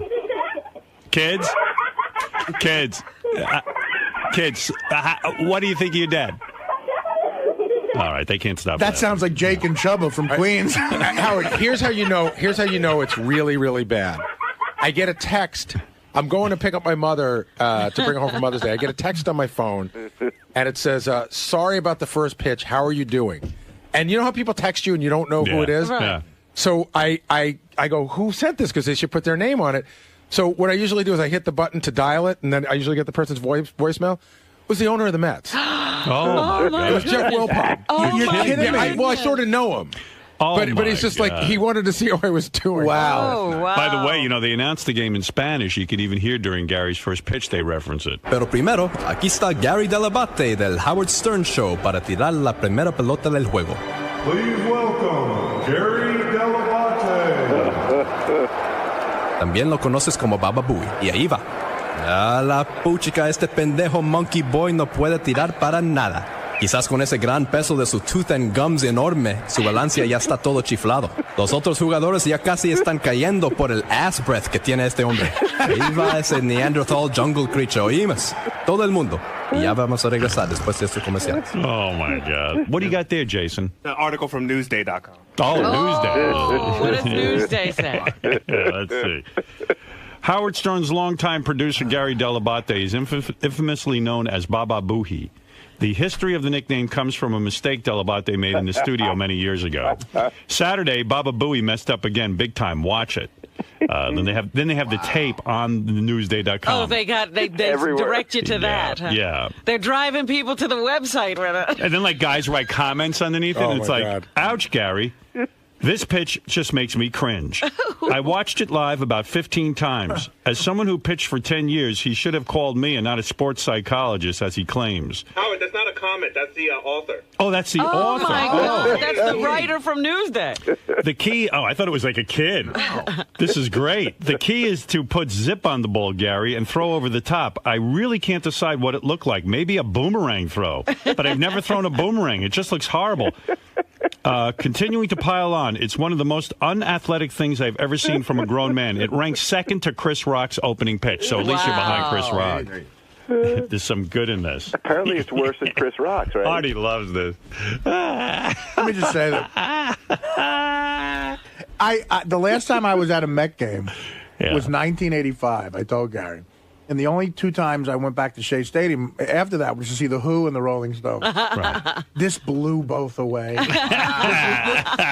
was did you know right away, like as someone who played ball, when even the wind up is sort of. Well, I didn't wind up. My suggestion to Gary was to wind up, because if you wind up, you kind of get lost in the wind up a little bit, and it takes your head off throwing. Right. Like but a lot of people said, and then already just as many people said, don't wind up. Really? People just said, just throw it like you're throwing in the front yard. Again, I'm telling you. Well, clearly you should have listened to them. I'm telling you, Jackson and I went out on the front lawn that morning because I walked it off. I threw the pitch, and it was a strike. Walked it off. In other words, we had the distance. Right. We walked Measured off the it off. distance. Fag. you spent. Here's the problem, Gary. You spent way too much time thinking about that. That's right. Well, That's can I right. say something? Yeah, but First of all, why put yourself in that position? In other words, I don't even think I've thrown a hard ball in my life. I don't know, maybe 10 times. You do better, though, I'm sure. I think I would, because I've thrown balls and they... Well, you're the type of person who the type A would kick into, where you'd obsess, you'd make sure you could do it, otherwise you wouldn't do it. Of course. Right. In other words, why did you... Gary, you can't throw a ball. I've never seen... I swear to God I can, and I swear to God I throw a ball every day. When you... I don't know what you call this. When you go like this... But I decided to do... That's how that's like a girl throws. I decided to do 10 things at once. It looked like you were in the Go-Go's. Yeah. Listen, I won't deny for a second how bad it looks. And I the biggest part is the way you threw it. I know, but that's because I tried. Like I went to go. Artie, like that. Howard, I know. I couldn't even do it. I tried to imitate it, and everything I did looked more manly. Artie being there, was that like the greatest thing ever? Ralph, I'm telling you, it was better than any concert I've been to. It was the atmosphere. First of all, I wanted to hate that place. It was nice, huh? Baseball heaven, man. Wow. So will you go again? Will you maybe go to some Met games? If the Yankees beat them again in the World Series, I'll go, yeah. Right. I showed Jackson. You like it better than the new Yankee Stadium? Well, I haven't been there yet. Oh, I'm going I'm going to a Yankee game with my tickets for the first time Friday coming up. All right. And I can't wait. Throw a ball out there. Yeah, but I could hit. If you were sitting at home plate, I probably could hit you. But do you want a second shot at this? No. Why don't you? I thought about it. I really did. I thought about it. Would you like me to arrange for that? No. That would be too funny. That would be the best. I understand because it's the pressure that I can't. But I understand what I understand about Gary's situation is the pressure, because. Look, I've thrown a baseball a million times, and I threw out the first pitch at a Newark Bears game, which isn't even close to being as devastatingly pressure-packed as this. It's a lot of pressure. But this is his worst thing. In other words, he couldn't have thrown it worse. In other words, let's say he had missed. Let's say he didn't get a strike. Let's say, it dribbled or something. Or maybe he didn't even reach home plate. Yeah. At least this was his worst nightmare. I mean, it couldn't have been worse than that. It was a self-fulfilling prophecy. That ball is somewhere on the moon right now. It's like the greatest episode of Seinfeld ever. It looks like an air ball. Do they give you the ball afterwards? Oh, yeah, I have it. Oh, did you throw it out? No, it's at my house. I mean, you don't want to be reminded. The ball is defective. Why would you keep that? You know what, Garrett? Throw it in the garbage. You should keep it and have have Lance Bass sign it or something. Oh. Yeah, that's funny. Like have every all of gay it, guy all of NSYNC sign it. No, have it analyzed. Good bitch, Joey Fatone. Poor Gary. Gary's standing here while Artie and I are laughing. Robin's laughing. But you know what? And you don't even know what to do with yourself. I mean, this is, You expected this. Expected. Can I just say, for people who haven't seen it with the camera, when the camera's on it, he throws it off camera. No, I know. Hook Nose Mike is on the air. I haven't spoken to him in a while. Hook Nose, hi. Morning, Howard. You look really too bastard. Listen, Gary, you have to let Howard set it up again. You got to redeem yourself. I think in a way you do. You do. Yeah, good. That's good advice.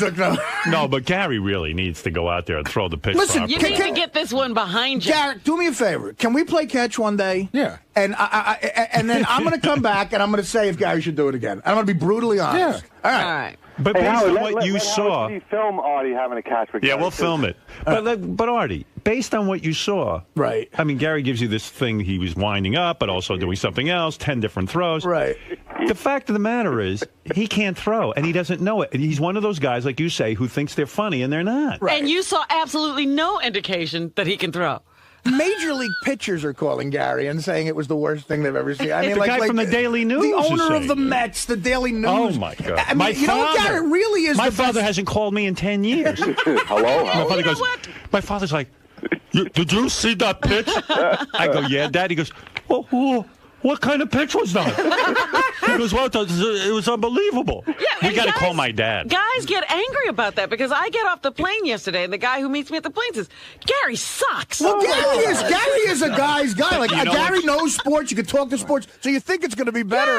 Yeah. This is a disaster. How do I leave the house? Ralph, at the end of the day, it's hugely embarrassing. I still produce a major radio show. He lives that in has nothing to do with Connecticut. There's throwing a all ball. fruits up there. Gary, all that considered, you can't throw a ball. Okay, fine. You can't get a job. Yeah, I have a job. No, you don't. And I can throw a ball better than you. That I would like to see. That I promise you. I'll bet you $1,000 I could throw a ball better than you. I'll tell you what, Ralph, because you're such a big mouth. Yeah. Why don't you go and throw out the first pitch at Citi Field? Sure, why not? I mean, I'm sure I because could do better than they're not you. looking for him. No, but I'm saying, he thinks he could throw it better, but but he doesn't care about the pressure because he's half a fag anyway. But Gary, Do I have to he wear probably a little can jersey throw like it better because he's good. Anyone could outdo that pitch, probably. Well, not anyone.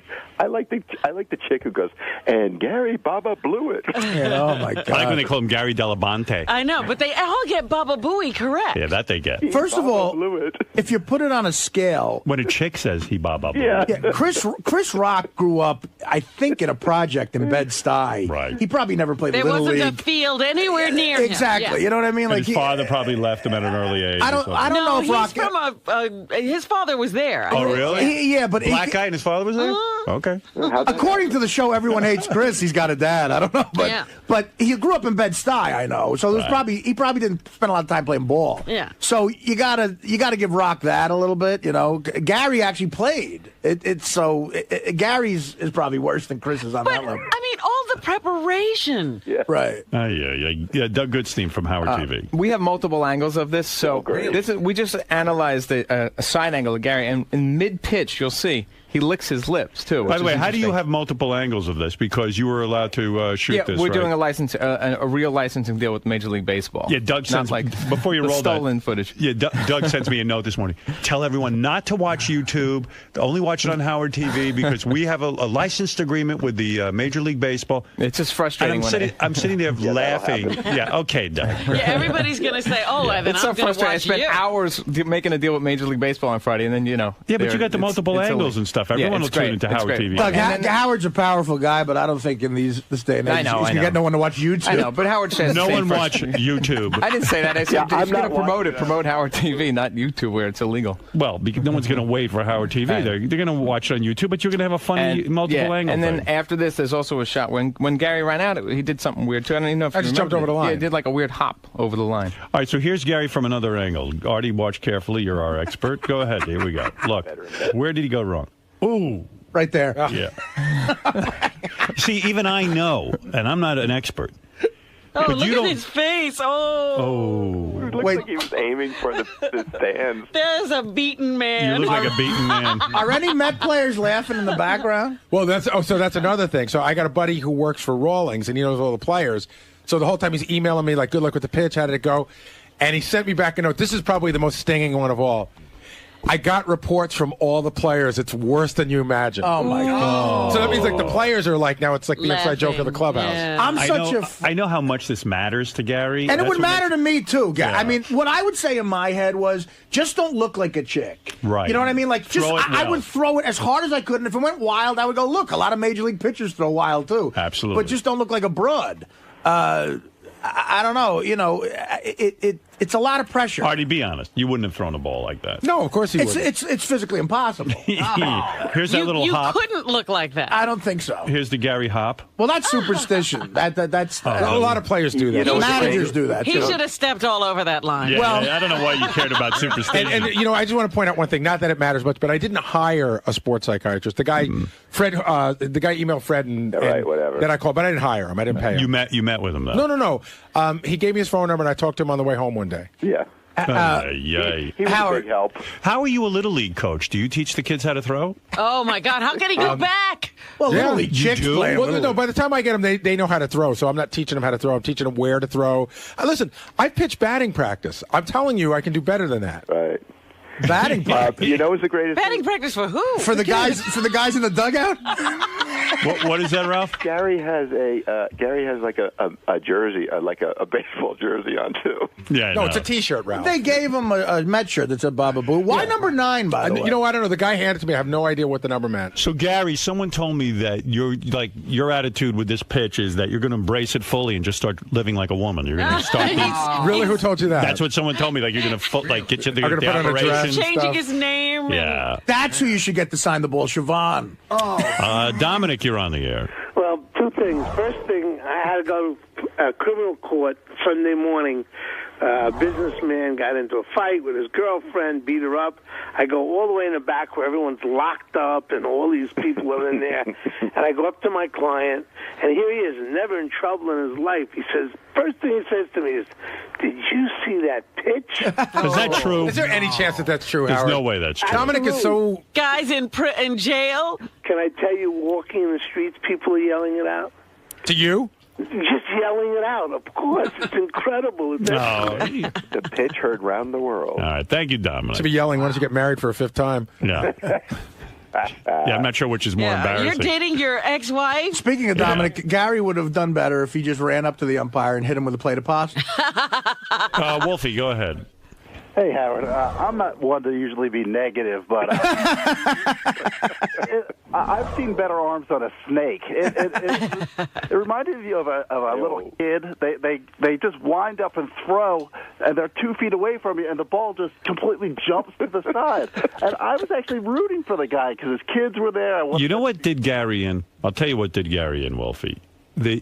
The pitch itself was not televised originally. You went out and did the first pitch. They don't televise that. Well, they wouldn't televise this one either. Right. What happened the pitch was, in general is not televised. You were interviewed during the game, and that's what did you in. They did the replay. That's what I'm saying. That was in the body. That's when it was taken out of the Howard Stern universe and brought to the whole world. That's what did me in. Brett, go ahead. You're on the air. Hey, Gary. I just want to know which is more embarrassing to look at, your pitch or your boo-hoo, I miss you video. Oh, the love video. Oh. Which is worse to you in terms of, like, the show and taking abuse? So it's hard to tell. This one's too new. Right. Like, I need a couple of weeks to go by, but I guess they're probably pretty equal. By a mile. Ralph, I was just talking. This is really embarrassing, Gary. The only thing that sucks about this for Gary is he can't sell you the video. That's right. It happened already. Yeah. A freebie. Yeah, that love video was pretty bad, but this is way worse. Gary says the pitch is worse. I would think the love video would be worse. I still haven't decided yet. How did you do? You did interviews after that? Like, how did you just not run out of there? Because I had an obligation to the Autism Society, et cetera, et cetera. Since the pitch, have you had sex with Mary yet? I bet you haven't even had sex. No, but that's not any. Don't you feel like less? Anything, like, I mean, if it was a strike, I don't think we were going to have sex. You can't possibly get it out to a woman after that. Wow. Right? Oh, God. Yeah, that's right, Ralph. I can't. Ralph is so astute. Let's go to Mr. Warmth. Hi. I want to thank Gary, as a member of the Stern Fan Network, for giving us a wonderful weekend. Thank you, Gary. Did you have a big weekend of comedy, Mr. Warmth? Oh, yes. The comedy gods were smiling down. I have a feeling like most of the people in the stands probably thought Gary was an autistic kid. Yeah. And he would have gotten away with it. Like they were like, hey, that's a pretty good pitch for an autistic kid. Let's hear it for Skippy. Yeah. But then I think once they went on TV and outed him as Gary from the Howard Stern He's Show. not autistic? Let's hear it for Belinda Carlisle. That'd be funny if he'd gone out dressed up in a dress the next time, like if they let him go out again. Throwing out the first pitch and talking about it later on her Twitter, Paris Hilton.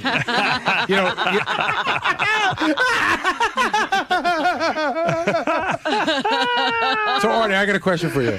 You doubled over with laughter on the field. Howard, I mean... You turned away. Listen, you were so embarrassed It was for him. such a great New York moment. New Yorkers are so brutally honest. You doubled over with laughter where you had to hold on to, I saw a railing. Yeah. I held on to the back thing. You almost fell over. Yeah. I had been to the gym. I was weak. Well, Gary, I don't know. I don't even know if you saw it the first time hit the umpire. You were so funny. Oh, my God. It really was one of the... Listen, I was at the game where Reggie Jackson hit the 3 homers. There he goes. Oh, there's Gary doubled over. I mean, there's Artie doubled over. Yeah. Oh, yeah. God. And Charlie talking to me. And all those guys, by the way, all those guys in the yellow shirts, they're all security guys, ex-cops who work security there. They all had the same opinion of the pitch, pretty much. Charlie had. So how do you go on living with this? I mean, what's your plan? I mean, time goes by, you know. This too shall pass. Was your weekend the worst weekend ever? See, the funny thing was my weekend was the worst weekend for me. I mean, I had to go out yesterday. My kids both had flag football games, and only one person said anything to me. Most people hadn't seen it, or if they did, they didn't say anything to me. They were too embarrassed. So I said, like, when we got up, Mary goes, again, is this going to be the whole day? I said, Mary, we're going to a field of thousands of fathers. I go, that's all they're going to talk about. Right. And so the best part was, we're standing there, and she goes, see, nobody's talking about it. And then one of the dads I know who actually runs the Major League Baseball network comes over and he goes, like, not even like, hey, he goes, what was that? He's like, what was that? Oh, did Mary hear that? And I go, see? And she goes, one guy. And it was one guy yesterday. Right. Then my in-laws came over, and my father-in-law, like, sort of heard about it. And he's like, can we see it? And I'm like, no. Oh, yeah. And, it's a lot of that. Right. And then, I'll tell you what, Saturday night, I went to bed, and I woke up at 2 o'clock in the morning sweating and just replaying the pitch in my head all over again and thinking about this morning, even though this is, about what I expected, but, you still think about it. So you woke up and the first thing you thought about was the pitch. And like how... it was like literally in my head, you just replayed over, like, why did I throw it like that? Why didn't I just do what I was going to do? Like Scott Norwood. Yeah. Pretty much. What were you going to do? Well, again, I practiced like a wind-up in a real pitch, throwing really hard. And then I just wasn't confident in that. And then I just thought I'd throw it as a throw, and I can't explain it. It's just such a look of defeat, Were the garage guys heckling you this morning? Because that's what I heard. No. The guy in the garage is. Yeah. I got to tell you, nice pitch, maricon. What did the guy do? No. John, who runs the garage today, who doesn't have a Spanish accent. John, I've always thought John should be on the show. No, I mean, he didn't say anything. He just made a joke about it, but he would, he would never let anybody off the hook for anything. Of course. So, like, that was the first thing. Driving in, I go, I wonder what John has to say. Right. And then he actually didn't say much. He just like, I think he said something like, I missed the plate, huh? Yeah. I wondered how you were going to set this up today. It's so perfect that your father called you. Oh, like, that was God. a perfect way for this to Hello, start. Howard. Oh, but it was unbelievable. But here's the question. Will this go away eventually, or is this one of those things that's just always going to be very, very prevalent on the show? Always going to be very prevalent on the show. All right. Howard, do you realize that for everyone from now on who's going to throw out the first pitch, people's advice is going to be, look, whatever you do, don't delabate that pitch. So I think that's what I told. Delabate will become a word. But that's what I told Mary. It'll be a verb. When Mary and I were arguing about this, and she's like, oh, get over it. I go, you don't understand. I have now become like a benchmark. Yeah, absolutely. And she's like, whatever. You guys are such guys. Jeff the drunk, you have the last word. Gary. Oh, boy. Yes, Jeff. I just want to say I'm very, very sorry to hear. But I didn't expect nothing less of you. I was watching it from my house that happens to be a Volkswagen bus. And I was embarrassed for Gary while I was waiting for my shipment of government cheese and weed. You could throw better with your bad arm, can't you? I could throw better with no arm. I could have thrown better with my ass. Gary, where'd this pitch all go wrong? When I said I would do it. It's just right from the beginning. Right from the beginning, I started, talking myself out of it, and now it's there forever. It's the worst thing that I could have ever imagined. I really don't throw like that. I mean, I'll go. Maybe we'll go out for the special, and I'll go and throw a couple of pitches, and you'll see that I don't throw like that. Now, what was going through your head when you were on the mound? It was like an out of body. Like my legs were like rubber, my arms were like numb. The last thing I remember was John Maine threw the rosin bag down, and I looked at him, and he looked at me, and I thought to myself, like, even that wasn't good, because I'd rather have somebody I didn't know than somebody I know right there. And then I held the ball, I gripped it the way I wanted to grip it, like over the seams. And he said, "It's your pitch," and I threw it, and I just didn't have faith in myself. No, what went wrong with the pitch? Did you think you let it go too early? Yeah, I let it go too early. And I let it go too early, and I didn't throw it with full force. I sort of let it go halfway through the pitch. Now, is there any chance you're going to do this again? No, I'm done. Your pitching days are over? Yeah, they're done. Hey, by the way, I said to Casey, remember Casey who used to work for us? Yeah. And had to leave. Well, he had pressing things out in California. That he had to get to. Casey calls up every couple of weeks, almost every couple of days, and says, "Hey, can I promote something?" Really? And I was thinking about Casey. He's got something new he's promoting. But I was thinking about all the things he's been promoting. And I was going to ask him what happened to all of them. Yeah, because he's always got a new venture. He's like Ralph Cramden. Yeah. What's the latest? I wonder if any of these things ever took off. Remember he was going to go to Brazil and become some big kickboxing announcer or something? Yeah, what happened to that? Yeah, that one didn't really pan out. The league got disbanded, and I think some people got arrested. But that was... Did they get arrested? I think so, but that was a fluke. And then what about you were going to be a big star on a TV show for the phone? Oh, no, I was. Really? Here, wait, I'll read them to you in case he can comment on each of his ventures. All right, here we go. In August of 2008, I'll go in the most recent ones. All right. Casey called in to promote a debt consolidation program called Envision Debt Solutions. What happened to that? I'm not really still in debt, but they helped me, work out a couple things. But they help a lot of people. I find it. But you're not with them anymore, right? No, I did my thing. My problems are higher up, like the IRS. Okay. Oh dear. So in other words, you were just getting some debt help from them when you were promoting them. Okay. No, totally. I mean, there's some things that nobody can help with.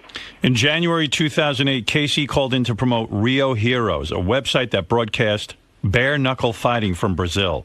Casey was supposed to announce the fights, but the website was shut down. During the same phone call, Casey was looking for girls to enter his comedy and beauty pageant show. Oh, there was a comedy and beauty pageant. I forgot about that. What happened to both of those things? Well, it turns out that it's illegal to have people, fight each other like cockfighting. You can't do that. Even if it's in another country, you can't broadcast it. So people see it in this country. So where are all the guys? Are you in touch with all the guys who were in business with you on that? No, not at all. No. I think they went away. In January 2007, Casey called in to promote his online cell phone show. Yes, that's the one. Where I don't know what he was doing. He had a show on the phone. It was called Swing Shift, his show. Yeah, see, that phone company went under. No, but I thought you were talking about my internet show, which actually... Well, let me see if I get to that. Let's see. Oh, sorry. In July 2007, KC called in to promote a DVD he helped produce with Miss Howard Stern called Girls and Guns 4, Snowing in Miami. What happened to that? Did that ever make any money? No, it sold 8 copies. Wow. 8 copies. That has to be a record. Yeah, but that wasn't what they hired me for. They hired me to watch Miss Howard Stern. Right, but you were promoting it. Yeah, I did promote it. That's true. In October 2006, KC called in to promote his favorite pasta sauce, Son of a Gun pasta sauce. Oh, I didn't even remember that. What happened to that? Let me tell you something. That is the best sauce I've ever had in my life. And I asked Johnny the other day. I said, "What's going on with the sauce?" And he said, he doesn't have it anymore. The recipe, they gave it to somebody. I don't know, but I wish he still had it because that was awesome. Casey was also selling a laptop computer when he called in. I don't even know if I get that. I think it was his laptop. Oh my God, that's horrible. I really did that. Casey once called in to recruit girls to be Beverly Hills Angels. I think that What's was that? I think that was that calendar that Johnny Fratto had. Yeah, that was good. That was during my single days. That was good. I wouldn't I wouldn't hire them. I just try and fuck them. That's all. Did the calendar ever come out? No. I don't think there's one successful venture in here. At one point, Casey was also working as a bodyguard for escorts. What happened to that? Yeah, that landed me in jail. Oh my God! But why? Because that's illegal. Actually, what they caught me on, Howard, they caught me on stuff with my license. It wasn't the fact that I was waiting to beat the shit out of some guy. It was because my license was bad. Right. So it was a driver's license thing. Yeah. Right. But they throw you in jail when you don't have a driver's license? No. It's had what do they call it? It had warrants. Oh. Wow. And they you had warrants? Yeah, I had warrants. And the guy, he let me go the first time. He was really cool. But then later on the same night, he pulled me over again. And he said I couldn't drive the first time. He made the girl drive, who was taking what the hell are those things that these bros take? Xanax.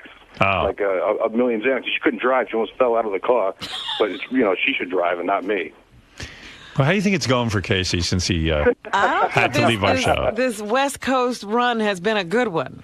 Yeah. And then I remember the time he posed nude for a gay French photographer or German photographer. German. I wasn't nude. I had underwears on. Yeah, because he was going to become a pinup guy. Right. That was another venture.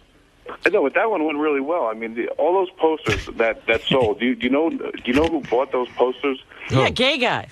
Yeah, exactly, gay guys. There was like 90% of those. I saw all the names of people who bought them, and they were all gay guys. Wait a minute. Casey was surprised that gay guys bought the poster, Howard.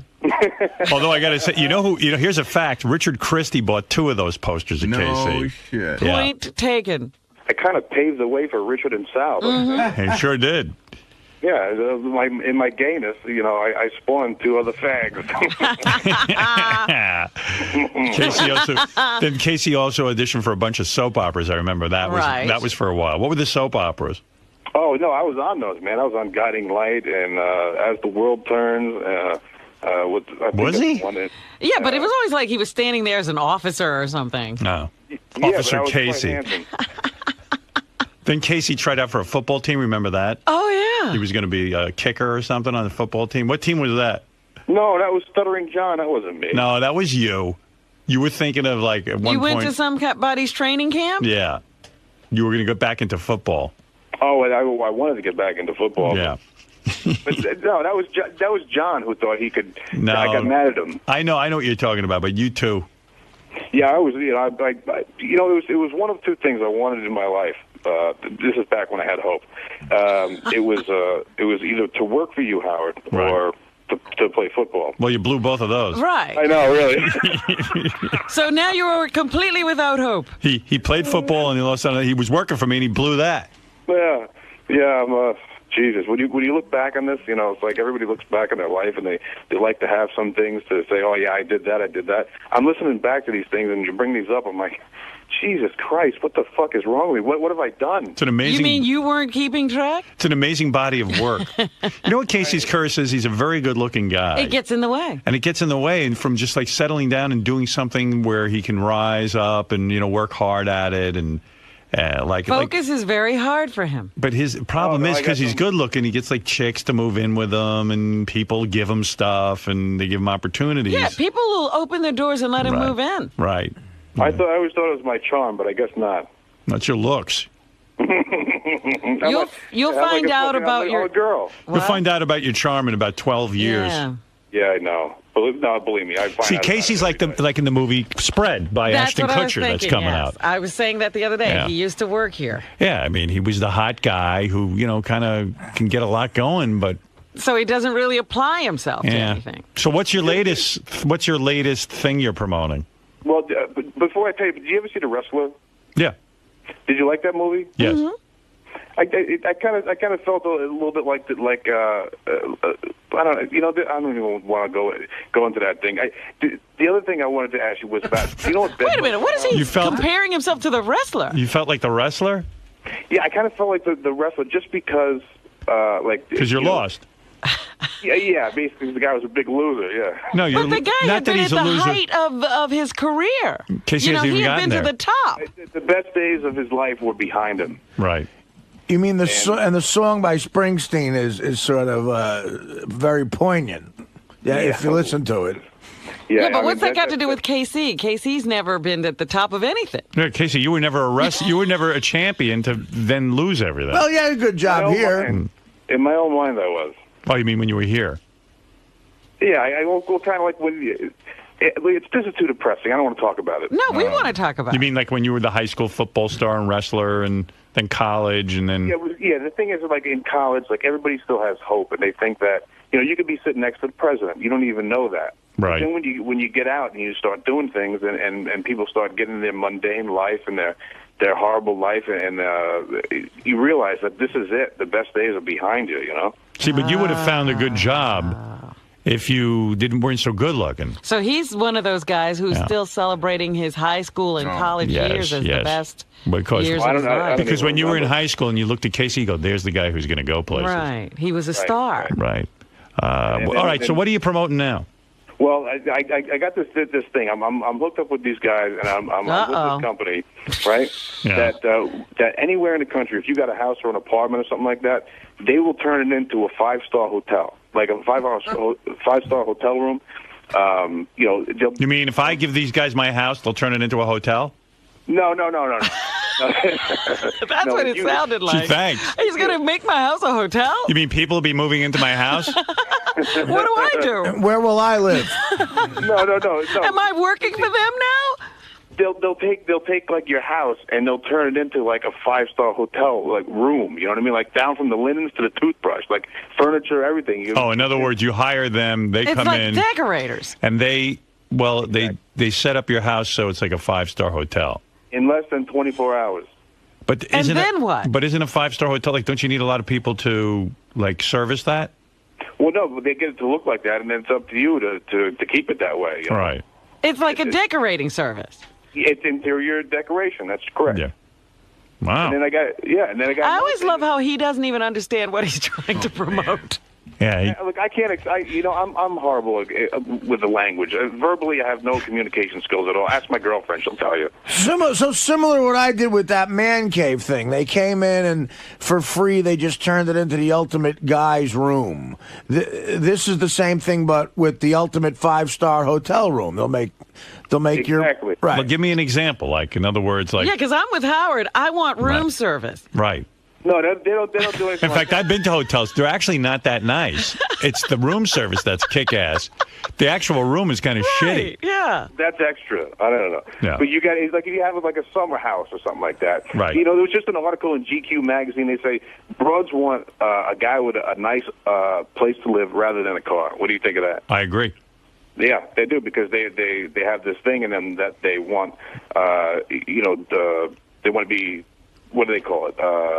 All right, listen, I think I get this business. Why don't you write down what you want to say? I think I understand the business. It's like, it's kind of cool. Like, it actually isn't a bad idea. When he puts it that way, it makes sense. Like a guy who doesn't know what to do, he calls this service. They make his bedroom look like a 5-star hotel room, and then chicks are impressed. All right, so why can't I say that? That's exactly what it is, and I'm retarded. Casey, do you suspect that, like, in 2 months when you call back in with your new business, I'll ask you what happened to this business? No, this one is good. They've been doing good business. And hey, here's another one: get paid with fitness. If you you know what? I'm not even going to explain this one. People who want to get fit and buy DVDs and stuff like that, you get on this thing and you'll make money doing it. What? Do you understand that at all? No. That's a new business? Oh yeah, this is a good one though. And if I want a DVD, I don't know what you. What are you talking about? You know what multi-level marketing is? Oh, here we go again. No. Just tell me what you're into. That's getpaidwithfitness.com. And you can get there, too, if you go to thetowndick.com. That's my website. Train with Casey. Always looking for new clients. Are you training people? Yeah. Well, that makes sense. I made a girl cry the other day, so I lost her as a Why'd you make her cry? Well, she was being a box, you know. She wasn't doing anything, and I'm like, why do you... KC, but she was paying you to train her, so just, Your job is to motivate her. Not to make her cry. No, I didn't want to make her cry, but the thing was, I was just, telling her to do stuff. I wasn't being mean or anything like that, but she wasn't doing anything. I'm like, why do you hire me to come work you out if you're going to sit here? Hey, let me give you a secret. 99% of the people who hire you to train them are fucking lazy. And they don't really want to do anything. That's why they need a trainer. So they're chicks who want to have a hot trainer. She wants to look at you. They should do what they should. Yeah, but she's not. If they could do anything, they'd be doing it. But sometimes you need tough love. I know what Casey's saying. When I struck out when I was 12 and my father told me I was swinging like a cunt, I next time I tried harder. Nah, this is whole psychology to train people. Casey's not reading it right. Yeah, but trust me, he's not reading people. I don't think he's reading anything. He's not even reading a book on He's health. not reading books, newspapers, or people. I saw Casey out in Vegas recently, though. He looks good. Casey looks good, man. He knows how to train. He knows how to train himself. Casey invites those people who want to make money on fitness. GetPaidWithFitness.com. Go to GetPaidWithFitness.com. And then if you want to train directly with KC, go to KC.com. How many clients you got, Casey? Oh, I got about 5 or 6 clients right now. Always looking for more. It's trainwithkc.com. And I got a fitness video coming out with my lovely girlfriend, and that's going to be I'm going to be a millionaire. And are you going to, if people buy it, are you actually going to send them the DVD? That wasn't my fault. Remember that business? Yes, I remember the Casey video business. Put out a comedy DVD and no one could get it. Yeah, but that wasn't my fault. Right. And never is. Are you with the right people now?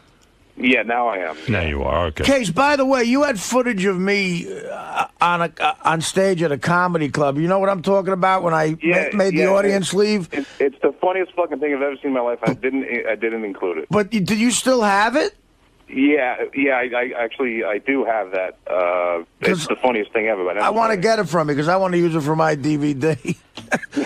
All right, listen, Casey, I wish you the best. You know that, and hope everything is going well. And I like this new business of yours. I like the idea of, I wouldn't know how to turn my room into a really 5-star hotel room. Right.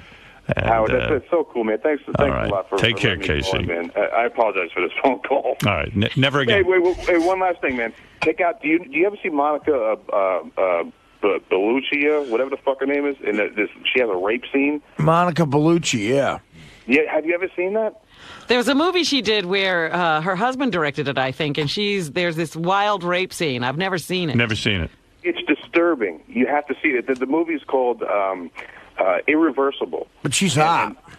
She's really hot, and this guy is just beating the shit out of her for like 8 minutes. And you liked that? And you loved it. No, I didn't like it. I was kind of disturbed by it. You got to see it, man. It's a good. Let me understand your new business. Are you selling a video of Monica Bellucci being raped? I don't know. This is all right. Thanks, Casey. Howard, I love you. Thanks. I love you too. There he is. That's my man, KC Armstrong. Mike Walker is with us. We're going to play. Oh, wrong button. Let's see. He's not ready. It's 9:30. When would he be ready? Oh, you mean you're not ready? Mike's ready. He's probably sitting there. You're not ready, right? No, seriously, he's there. You're not ready. Will usually reminds me. Oh. He usually doesn't have to, but... You're so busy, you need someone to remind you. I was working on stuff, trying to get Robin's news, because we're having a problem with that. All right, tell me your problems later. Thanks. It'll be in like 2 minutes. Where's Mrs. Rogers? Usually, Will... Mike's not ready. He goes, Mike's not ready. Mike's ready. I still don't see... Where is he? Where is he, Scott? Scott. I have to go to the other end of the building. I'm busy. Will didn't tell me. Usually Will reminds me that... Scott, where do I bring up Mike? I'm hearing music. Maybe that's Mike. Ay vey. So professional. Scott! He just yelled coming. Scott, that's not Mike Walker. It's music. No, I know. What? Engineering has to do it from the engineering room, and they're doing it. They're in the middle. Guys, come on. They're in the middle of doing it right now. Come on, guys. Who do I blame here? You or Will? Me. Blame me. Well, what about Will? Is it his job to do this or yours? Why It's was both Will of brought us. into it? But just blame me. Will, are you at fault? A little bit. A little bit. Can you guys work out a system? No, there's a system in place. I could have done something interesting to the audience rather than try and set up Mike Walker. I made a bad assumption that around 9:30 that Mike Walker that Scott knows we do Mike Walker on Thursdays. Assume Scott knows anything. I shouldn't have assumed that. Scott's so fucking busy, he can't be bothered. Right. You should be there now. Holy cow. How long have we been doing this? A long time. Yeah, I mean, come on, huh? It's funny, right? Is that why you're laughing? It's not funny. It's funny. It's not funny. You don't care. You don't care if you ruin my show. Why do you say I don't care? Because you don't care. That's why I say it. You don't care about being professional. PLJ, if they had told you to get something ready, it would have been ready, or you would have been fired. So you would have had it ready. So fire me. I mean, Okay, you're fired. I'm sorry that that wasn't ready, and it's ready now. Yeah, but it doesn't. You know what it is? I'll never fire you, so it doesn't matter to you. The good guys always get fucked. It's the shitheads in radio who bust balls who get fucking stuff done. At PLJ, if Jim Kerr was on the air and he potted up Mike Walker, he'd be there. Because you'd be fucking paranoid. I was working. Usually I get it up. I was working on another problem, and it slipped my mind. And usually there's someone to remind me. Mind? Mm-hmm. I bet you wouldn't have slipped your mind at PLJ. I bet you wouldn't, because your job would have been gone. They would not tolerate this. But I tolerated it. Everyone's a star here, and everyone's a shticklach. Thank you. You're welcome. It's not a shtick. I mean, I said I was sorry. You're sorry. I didn't want to do it on purpose. I don't want to do it on purpose. All right. How will you avoid this the in the audience future? won't be bored with him? How will you avoid for 5 this? minutes more? How will you? Fuck off. Now you're saying Mike. Come on. So now you're evaluating Mike. Stop yelling at me. Who should I yell at? You got Mike Walker ready. You yelled at me now. Now you do the bit, and we'll get it over with. So it's ready. But what did you just say? Mike's going to bore the audience. So what's the difference anyway? Is that the attitude you have? That's my attitude. Yeah. Yeah. Okay. That's my attitude. So how are you going to avoid this in the future? I'll make sure. I'm going to put a big sign up. Focus. Yeah. Focus. Would that be insane to put a sign up that says today is Mike Walker and I need to have it ready? And by the way, I know how angry you get with your interns if they mess up one little thing. No, So I'm not such a ball buster. That's not true. I don't yell at interns. Okay. Not anymore anyway. All right. Come on. Go out and talk to Will and see if you can't make this thing happen. It's ready. I just told you that. Now it's ready. Am I out of line here? Robin? No, I mean, it was... All right, you yelled at me and it's ready and it's done. I said I was sorry. I apologize. I was involved with something else and I should have been, up on it. And what kills me is when you laugh about it. I'm not laughing. I didn't think it was funny. Laughed. You went... No, you're funny because you're great. You're great on the air. You're funny. So no, I'm not. That's what I'm laughing. I'm not laughing at that I screwed it up. I wasn't funny. You're the funny one. I'm not funny. I'm busy yelling. How is that funny? You've been at this game? How long you been in it? Too long, obviously. Yeah, I agree. Now I agree with you. Too long. Been too long at the fair. Yeah. You hate this job, huh? You hate me. I love this job. You hate me. I don't hate you. What is it? The green monster they call envy? Is that what it is? You look at me and go, why him, not me? What did I do? What did I do? Why me? Why me? Right. Why me? Why are you taking that on me? I love you. I'm not taking it out. Help me out here. I need you every Thursday to make sure Mike Walker's up. I know. That's the deal. And That's I have all been I doing need. it. Help me out. That's all. And don't laugh and don't make disparaging remarks about Mike's segment. I'm sorry. I apologize. The good segments, bad segments, doesn't make a difference. You got to have them ready. Douche. Mike's not boring. I'm sorry. No, if you think he's boring, fine, but keep it to yourself. Who cares? I like Mike. I like Mike too. Mike, I like you.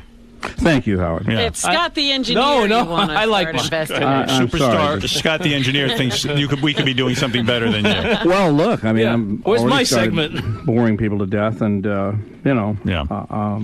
I'm really sorry for that. All right, Scott, please, I'm begging you. If you could just pay a little bit of attention to me. Yes, sir. All right, thank you. All right. Fair that was enough. Scott who said I'm boring? Yeah, that's Salem. Yes, Mike. With an S? Yeah, try and get a picture of him in his bathing suit. Who gives a fuck about Zac Efron? See an article on me. All right. Well, instead of hunting Robin in a bathing suit and me, Yeah, try finding Scott. get Scott the engineer in a bathing suit. I don't think you'll find it. Oh, you? Scott. Yeah. Howard thinks you're not taking this seriously. It's my intern's fault. Whose fault is it? I told him it was my fault. No, wait. Well, why were you laughing at him? And I wasn't laughing. All right, to play the gossip. he said you like snickered. Go to What do you want? What do you want? What do you Get the fuck out of Four here. stories. One of them is No, fake. We got to pick Scott. up a fake story. Why are you laughing? Maybe I'll let Why are you laughing? Scott. No, but why were you laughing? I wasn't laughing. I was just because he makes it's a bit. So I mean, he's angry, but it's a bit. And what do you want? Why? Yeah, and you Let also, the fucking whole news department come in. Get Brad Driver, get Lisa. Come on, get High Pitch Mike. Bring them all down here. Come on. Even Ralph Howard. We want him in here too. You called Howard's bluff too. What do you mean? Well, you said fine, fire me, and no, but like why would you do that? Why would he say fire me? Yeah. You feel that you're not going to get. He apparently doesn't like what I do, so if he doesn't like it, then, you know. So do you think maybe you're a little too comfortable? Me? No, I'm not comfortable. I told you. All right, so if your camera is being worked on and something wrong with it, maybe you can't see me through the lens, and you're working on it, and you were supposed to shoot somebody else, but you can't because it wasn't working, right? Right. What if you can't see him through the camera? What if you can't see it through the camera for like 20 plus years?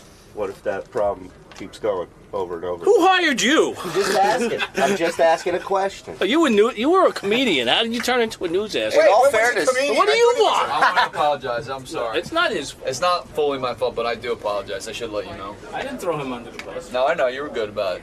Wow. So really, for once, this may not be your fault. Well, no, we worked together. Oh, so now you are throwing him under the bus.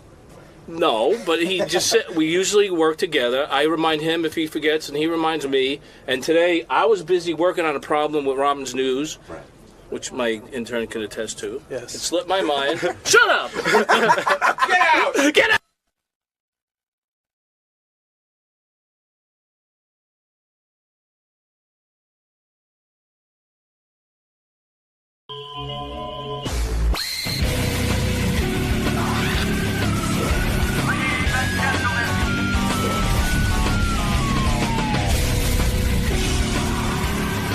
Good morning. Good morning. How are you? Good. How are you doing today? Pretty good. Now, what brings you down to the Howard Stern show today? Well, I've always wanted to meet Howard Stern. He's quite a great American success story. A maverick, a guy who kind of marches the beat. Are you a fan of Howard's? Yeah, in many ways. I really admire a lot about him. I admire his independence and his vision, and how can you not admire the great success he's had? Exactly. I just hope he doesn't ask me to take my shirt off. That might happen. I ain't doing it. So you're here to talk about your book, right? Yeah, I am. Yeah. And what's that about? Well, it's about the story that surrounds me right now. The guy who used to be the governor has been falsely accused of things he didn't do, and I'm fighting back, and I'm getting the truth out. The book's a way to be able to do that, and it's in many ways an epic story, and it's a story that's still ongoing, with a lot of chapters yet to be written because of the false accusations and what the prosecutor and the government is attempting to do, and why they won't succeed, and why I'll be fully vindicated because the truth's on my side. And the great irony is that I was accused of things by a prosecutor who took snippets of conversations out of private tape conversations, misled the people, and in many ways mutilated the truth. And that very prosecutor went into court and prevents me from telling you what I know is on those tapes, prevents the public from hearing all those tapes, because once they hear them all, they'll see that what was said about me is not true, and they'll see a completely different reality. Some of that I write in the book. And you feel that the Howard Stern show is a good place for you to get this off your chest, right?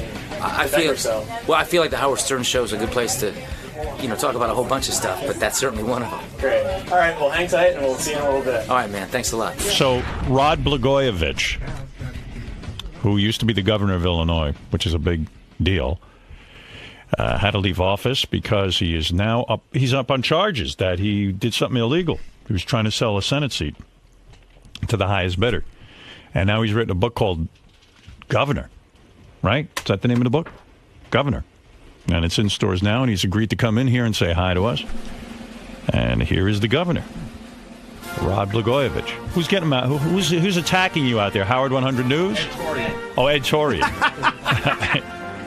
Be careful, he'll hook you up. And then, would you ever consider taking a lie detector test to get free of all charges?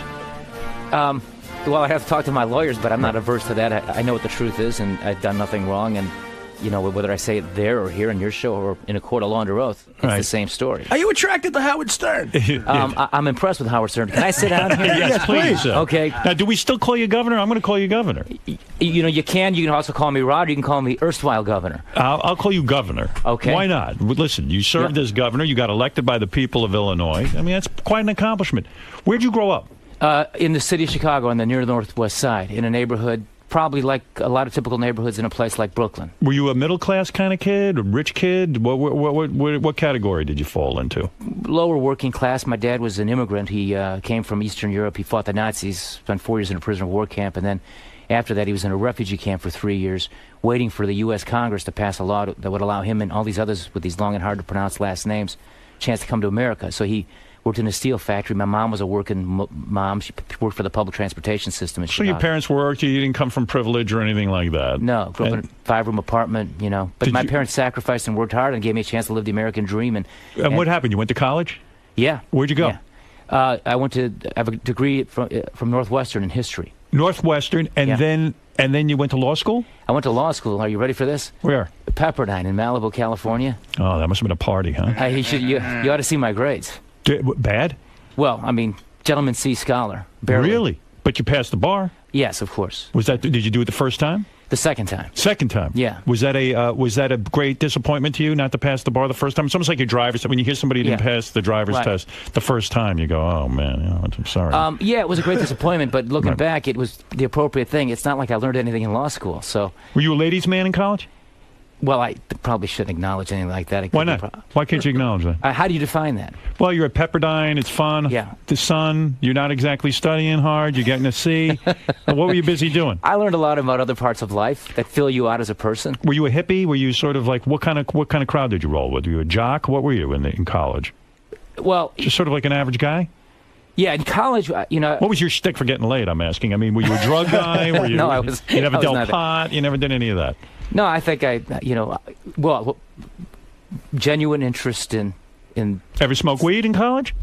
Well, no, I was asked that question publicly. And I've done it twice, and I remember both occasions. Didn't like it?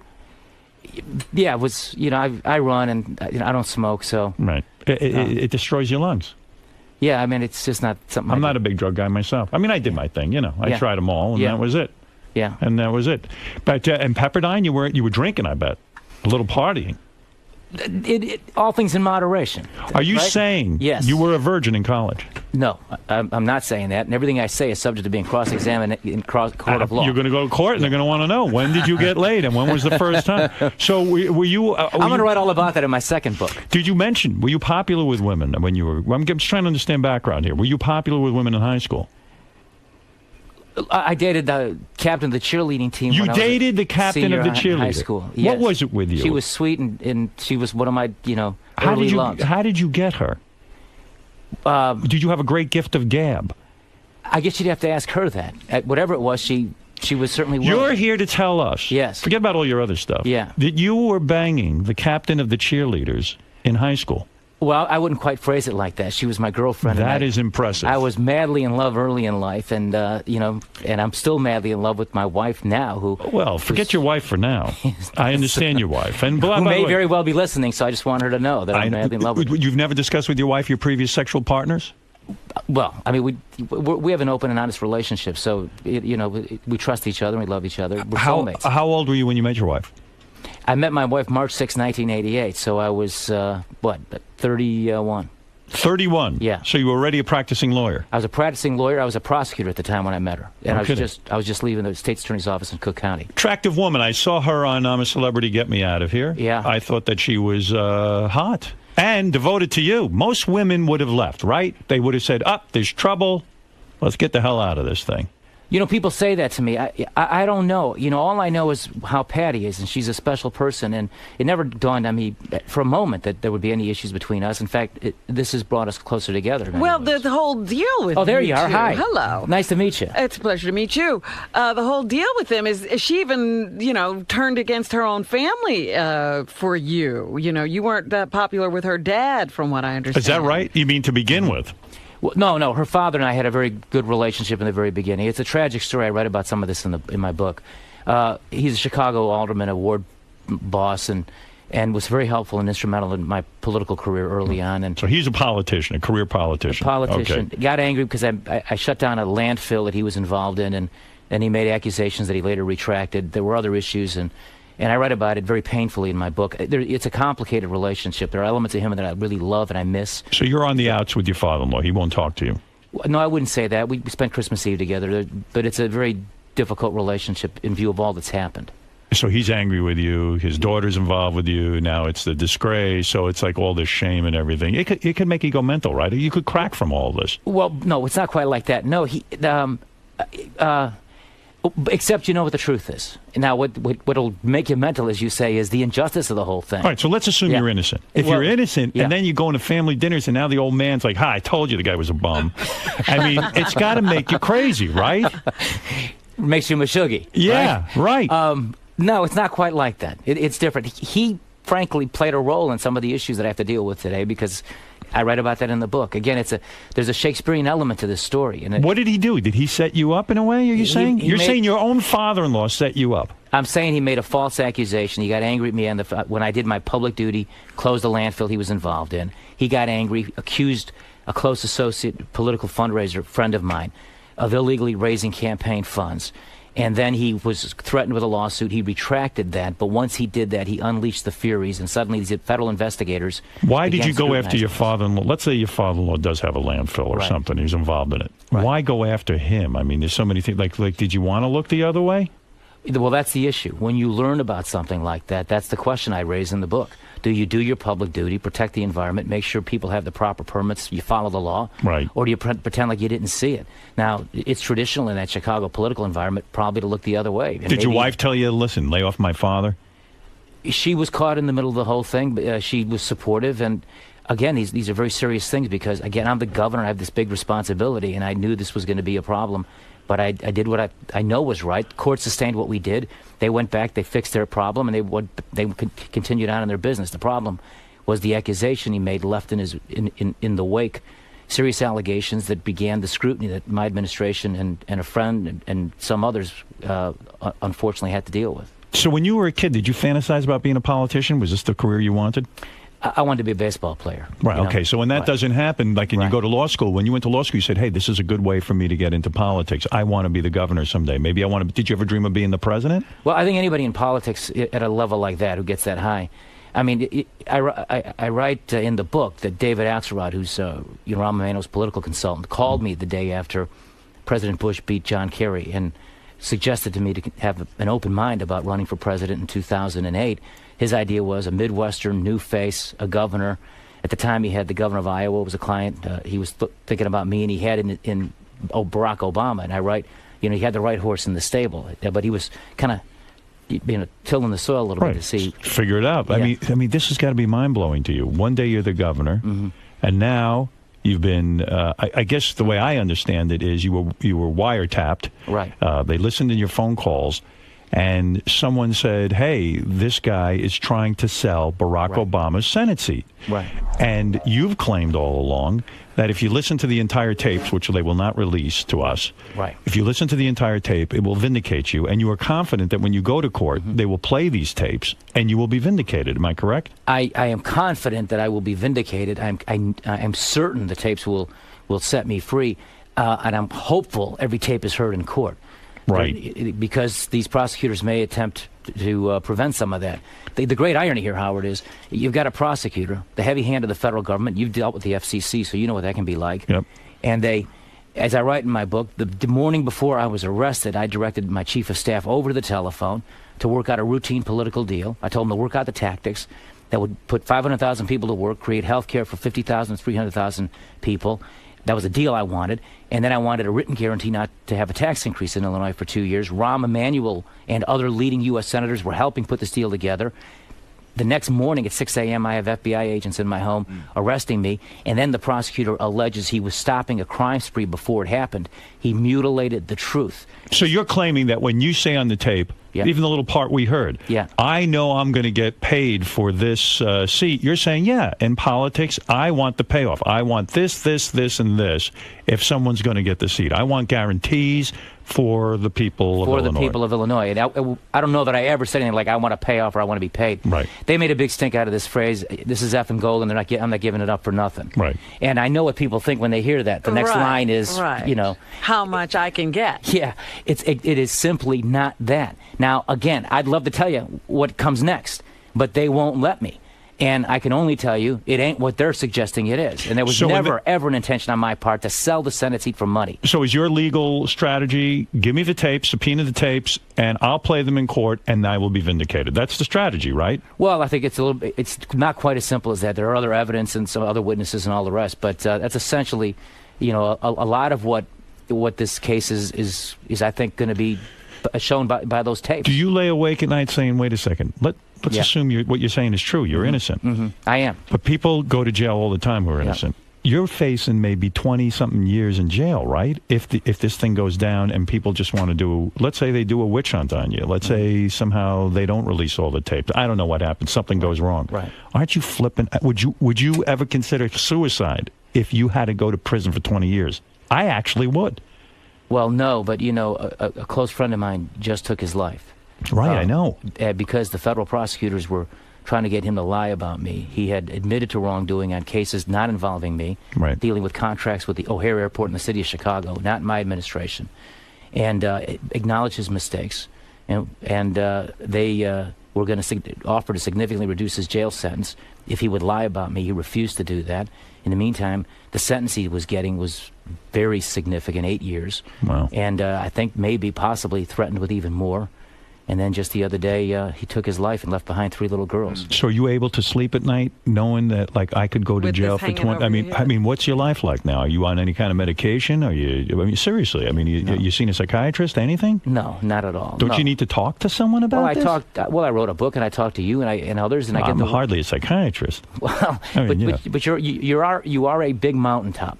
And Howard, when you're an honest person and something like this has happened to you, when you've lived the American dream as I have, yes, okay, and this nightmare has happened, which is so un-American and not what America's supposed to be, you're still only in America. Where else can you write a book? But come on, you cannot possibly lay awake at night. I mean, I could understand. I would be like, oh my God, I'm going to go. Well, maybe it's because it's not imminent, because, he still has a trial to go through, and maybe he still believes that eventually this is going to all be righted. Yeah, it's scary. It's going to be righted. Is it scary? Of course it is. And do I have those moments? I write about in the book. My little 6-year-old Annie's at her kindergarten graduation when my wife was in the jungle in Costa Rica, and I was there, and my sister-in-law Deb, who was filming it, and she's a big fan of yours, by the way, and sure would love to meet you. She's actually here. I would love to say hello. But my little Annie was sitting there in the circle and with all her little classmates, just so sweet and precious, and I looked at her, and of course, from time to time you have a thought, and you ask yourself, will I see this next year, and will I see... Have you explained to her what went down? Do you talk to the kids about it, or are they too young? The little one has a different perspective than our older one who just turned 13. She's a lot more aware of things. But, they both are. My wife has talked to them as the need arises, and I think they've done a real good job keeping them, focused on what their lives are. And they're little kids with typically ordinary lives in most cases. Before you got into politics, were you a very successful attorney? Were you making a good living? Yeah. So you were a pretty wealthy guy. You worked your way up and you made some decent money. Are you completely out of dough now? Are you facing bankruptcy? No, but when I was hijacked from office, because that's what it was, I was prevented from bringing in evidence to prove my innocence. They didn't even prove any wrongdoing. You tried to stay in office, but then they had a vote to... Yeah, they offered me, through third parties, an offer was made to me to step aside, incapacitate till I clear my name, and get fully paid by the taxpayers. Wow. I turned it down, because that would be the wrong thing, because I wouldn't be working, and I didn't want to be bought off in that way. Plus, I questioned their motivations on some other things, but... I lost my job suddenly. My wife worked in an organization that helped the homeless. Right. And then she got canned? She had a 1-year contract. They breached it. She's entitled legally to about $80,000, but we didn't want to sue an organization that needs every dollar it can to help the homeless. So neither one of us had any income. Do you guys? Do you and your wife talk about this every single day now? It's consumed your life, I would assume, right? You can't have a normal life. Did a lot of your friends? This is life. Did a lot of your personal friends leave you? Have they just turned their backs on you and said we don't want to know you anymore? Well, let me answer that, but let me just go back to, we're rebuilding our financial situation. And again, we've had opportunities that most people who've lost their jobs don't have. Right. I mean, I was offered a opportunity to be on a TV show in the jungle. You would have done that, huh? I'm a celebrity, get me out of here. I would have forced myself to do it. What kind of dough were they offering, 150? It was good. Give me a number. I can't. Give me the number. I'm prohibited from... Right now. No, you're not. No, NBC says no. How much would ABC pay those cheap bastards? How much would they have paid you? No, it was NBC, and they were very generous. NBC. I bet you, I'm going to take a guess and tell me if I'm in the ballpark. I'm going to say $100,000, 125. Interesting. And this is a primetime show that's taken up most of their time. Don't you think you could have done better than that? Well, I'm not acknowledging that's the number. Let me simply say, go ahead. NBC was the network that helped Elvis on his comeback in '68. Right. This is the beginning of my comeback. And is it a comeback, you think? Yeah, I know it is. You think if you're vindicated, you could be elected governor again? Yes, I think I'm certain of that. But well, you know what? There's something that hasn't I believe in been comebacks. asked here. If you are being, this is a frame up. If what you're saying is true, you're being framed. Who would want to frame you? Why, and what they would want, I guess, is for you to be out of office. And they have effectively done that, whether you win this case or not. So do you think is behind all this? Yeah, who is framing you? Who are the masterminds of this? It's a complicated thing, and I have a very strong opinion on the motivations. But I don't think it's appropriate for me to say some of that. And I don't believe it's a conspiracy between the prosecutor and political enemies of mine in Illinois. I think one thing led to another. But you have to remember, President Obama and I have some relationships that are mutual. I write about that in the book. There's a guy by the name of Tony Resco that Barack Obama knew very well. He introduced me to Obama. Right. He got in trouble. He did some things wrong. He was a big contributor to Democrats, me, Barack, and everybody in Illinois, the new Governor Quinn, the Madigans, who were the political people. And long story short, he's sort of a central figure in some of this drama. And you have to ask yourself whether or not, the new administration was coming in and this prosecutor wanted to act quickly and create a dynamic that made it hard for the new president to make it, to kind of go in a different direction. Who's the guy who gave the okay to wiretap you in the first place? Do you know? Well, you have to go before a judge to do that. Oh, you do? So you don't even know. But it could be the prosecutor? You don't know. Well, no, the prosecutor seeks it, and then the judge has to approve. Okay, I get it. All right. So now, you have enough money to live? We're rebuilding, and we're blessed for the opportunities. We were busted right after this all happened. I didn't expect to lose my job all of a sudden. Do you still have your house? Yeah, and the kids still stay in the same school, which is a private school. We've been able to get back quickly. Again, unusual opportunities that most people have lost their jobs. So you went from being a millionaire? No, never a millionaire. Never a millionaire? No. But very comfortable? No. My legal practice was doing well. Right. But then these political opportunities came. And then I ran for Congress. And when I ran for Congress and won, you can't practice law. And so that was the end of my law practice. Why can't you? Because it's impossible to hold two jobs at the same point. Congress is a full-time job, I guess, right? That's correct. Right. As a state lawmaker, you can't. You're not allowed. Right. Yeah. So your income takes a hit. Right. You put things aside, you take the whole political route, and then this whole scandal happens. And that's got to throw your whole financial world into it. So all of a sudden, celebrity, get me out of here. You got to do it. You got to go in the jungle and eat tarantulas. Yeah, because really, how are you going to? People think you have unlimited funds. You don't have it, right? And then when you can't do it, your wife has to do it. Yeah. Right. Yeah, the judge wouldn't allow me to go, and then Patty was willing to do it. And all I can tell you is that this is a mother who loves her children and is willing to do something like that for her kids and her family. And I felt bad for her. She was crying a lot on it. I'm sure it was hard for you to watch. Did you watch the show? I watched every one of them, and it was painful to watch in many ways. But it was a good experience for her, and she made friends that I think she'll keep for the rest of her life. Became very close with John, Sally, Francis, and Angela.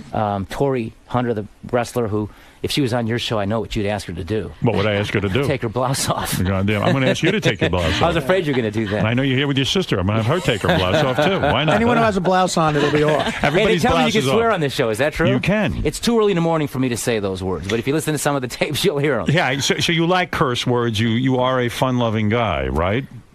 I think so, yes. Right. Yeah. So fucking right. Now, Elliot Spitzer went down, too. Do you empathize with him, or do you feel it's a whole different situation? Do you feel he is guilty of something and that he should have resigned, or do you have some sort of empathy with him?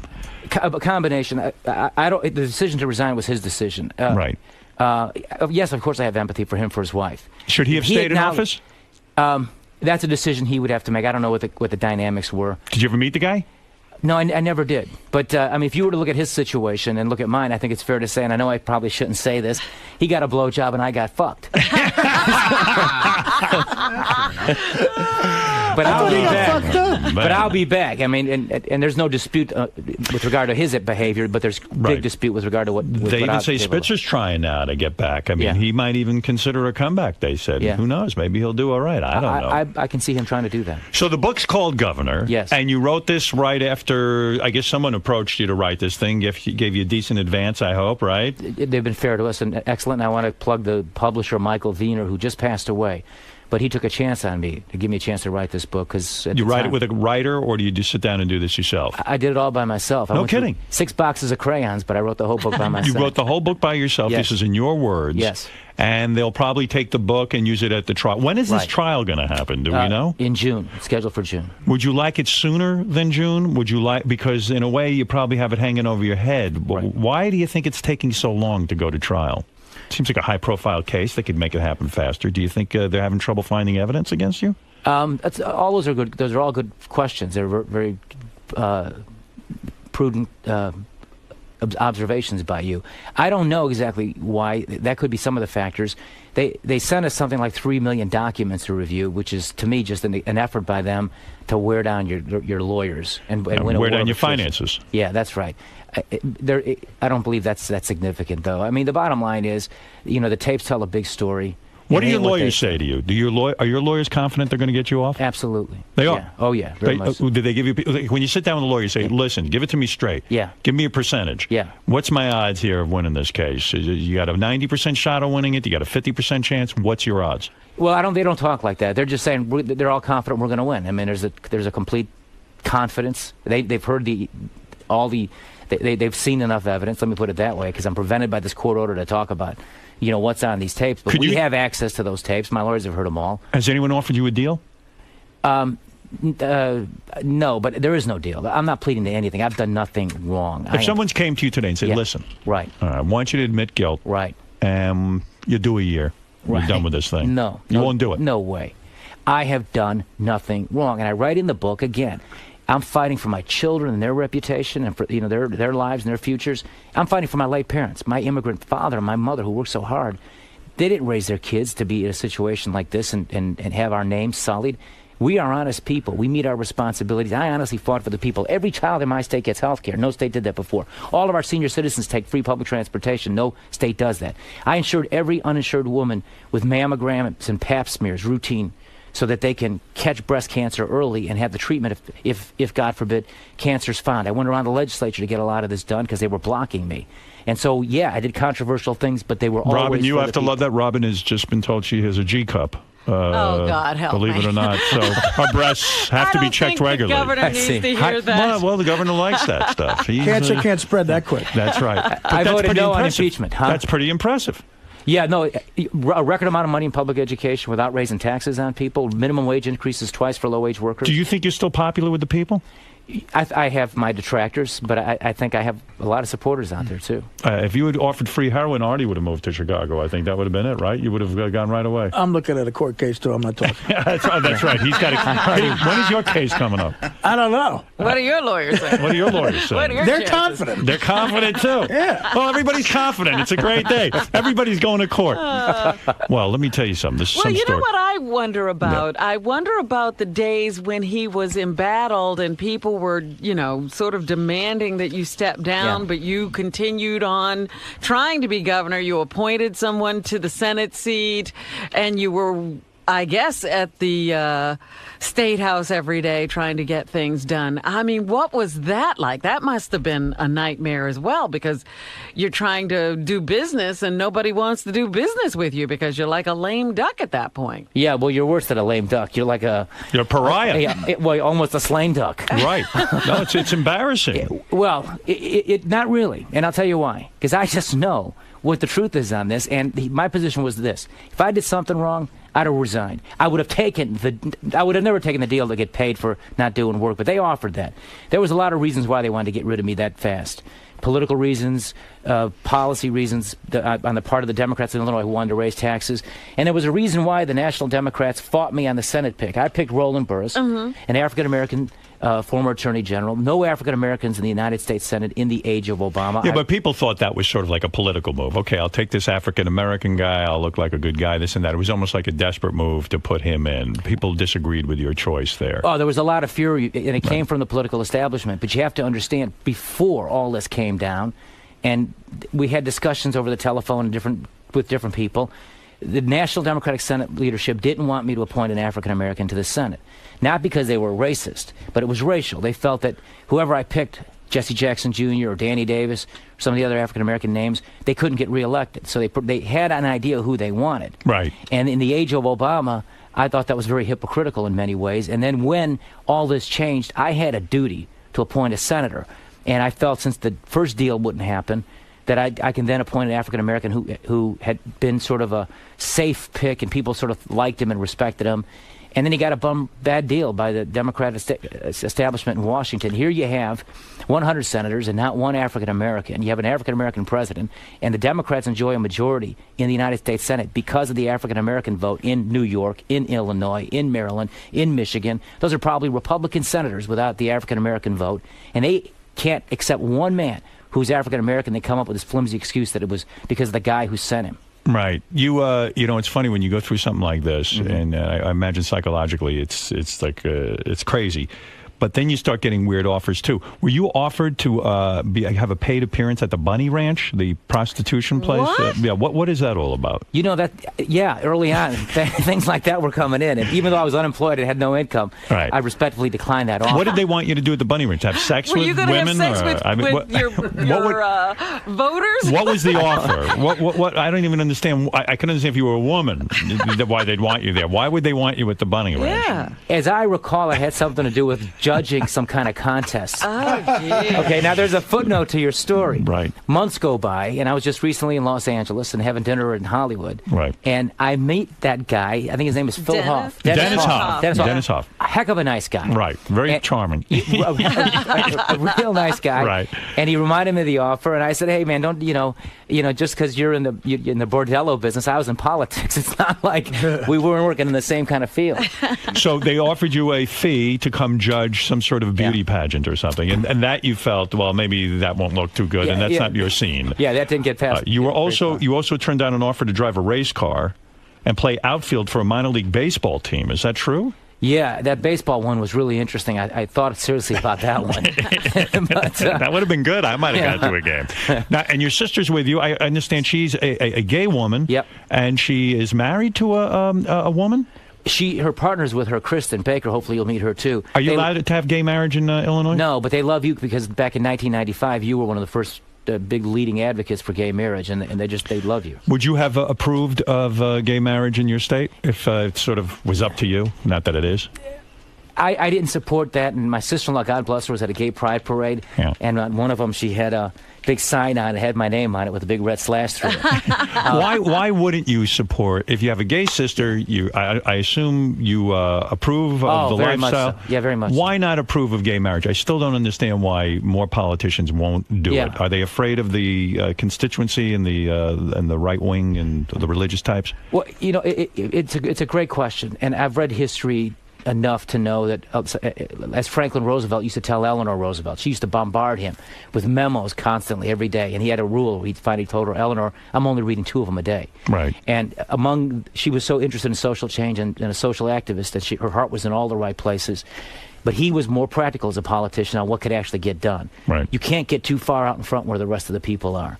And Illinois is not quite in the same place as, let's say, Vermont or California or Hawaii on an issue like this. It's going in that direction. I think there's almost an inevitability to it. Shouldn't our leaders take a stand on something like that, even if it's unpopular? I guess it's just they're afraid to. I mean, you have to try to bring a lot of people into the tent, so to speak, when you're a politician. Look what happened to Lincoln. He got ahead of the crowd. That's right. You got a little too far ahead of the crowd. That's right. Yeah. They shot him in the head. That's right. But you can actually hurt a cause if you jump too early. I mean, if you believe in a cause like that, carefully nurturing it and moving it forward. I'll say this, as the governor, I was the first governor in Illinois history to give every gay state employee domestic partnership benefits. I support civil unions, which is not that unusual for a Democrat today, right. but I've supported that for the longest time. And my sister-in-law and Kristen, if they were to get married, which would be a wonderful thing, I'd be just excited about obviously being I just there. went to my first gay wedding, but I tell you, I love lesbians. You know that I've built a whole career out of loving That's lesbians. an understandable position. Yeah, absolutely. That's a position I took early on. I was way ahead of the pack on that. Yeah. Well, I've had listen. discussions with other governors about that subject. I'll tell you. Well, I've learned a couple of things. Yes. I've learned probably the most impressive thing about you is that you dated the prom queen. No, she was the captain of the cheerleaders. Captain of the cheerleaders. Yeah. In high school. Yeah. Why did you break up with her? I would think you'd stick with that. I went away to college. And she left you. She sent me a Dear John letter, like, halfway through the year. She did. Let me guess, she told you your penis wasn't big enough. That's what happened to me. No. I dated an actress when I was very young. I was head over heels in love. She told me she met a guy with a bigger penis, if you can imagine. That's interesting. That's the character builder, though, isn't it, Howard? It sure is. Yeah. When you lose someone like the head cheerleader, yeah, is that even a bigger disappointment than losing your office of governor? I mean, it's got to be a mind blower. Or does it prepare you for something? Right. Yeah. Did you say, look, I know disappointment. It's not a big deal. I can get past this. My dad used to teach me, a lot of things, more by example than by sitting down and talking. He wasn't that way. But one of the things he actually did say was, you can judge who you are not by how many times you get knocked down, but how many times you pick yourself up. That's true. Yeah. Do you ever go on Facebook and try to contact her and see if she's around? No. Nothing like that? It's like, no. Do you know if she's fat now? Because that would be great. I know what you mean. Yeah. I don't. Let me tell you something. I am madly in love with my wife. No, I understand, but still, I'm in love with my wife. Yes. But I always go back to see old girlfriends to see if they got fat. I heard she's always enormous. do. That's right. Yeah. I heard, yes. We looked her up. The cheerleader's enormous. I'm on her Twitter page right now. Yeah. That's right. She wasn't that. I don't think she had that propensity. Right. Well, let me tell you, it's impressive resume. I mean, the sexuality of all that. Yeah. Now listen. Mm-hmm. The governor has written a book called Governor. Are you going to make any in-store appearances? Are you going to sign books, or is that too wild for you right now? No, happy to do it.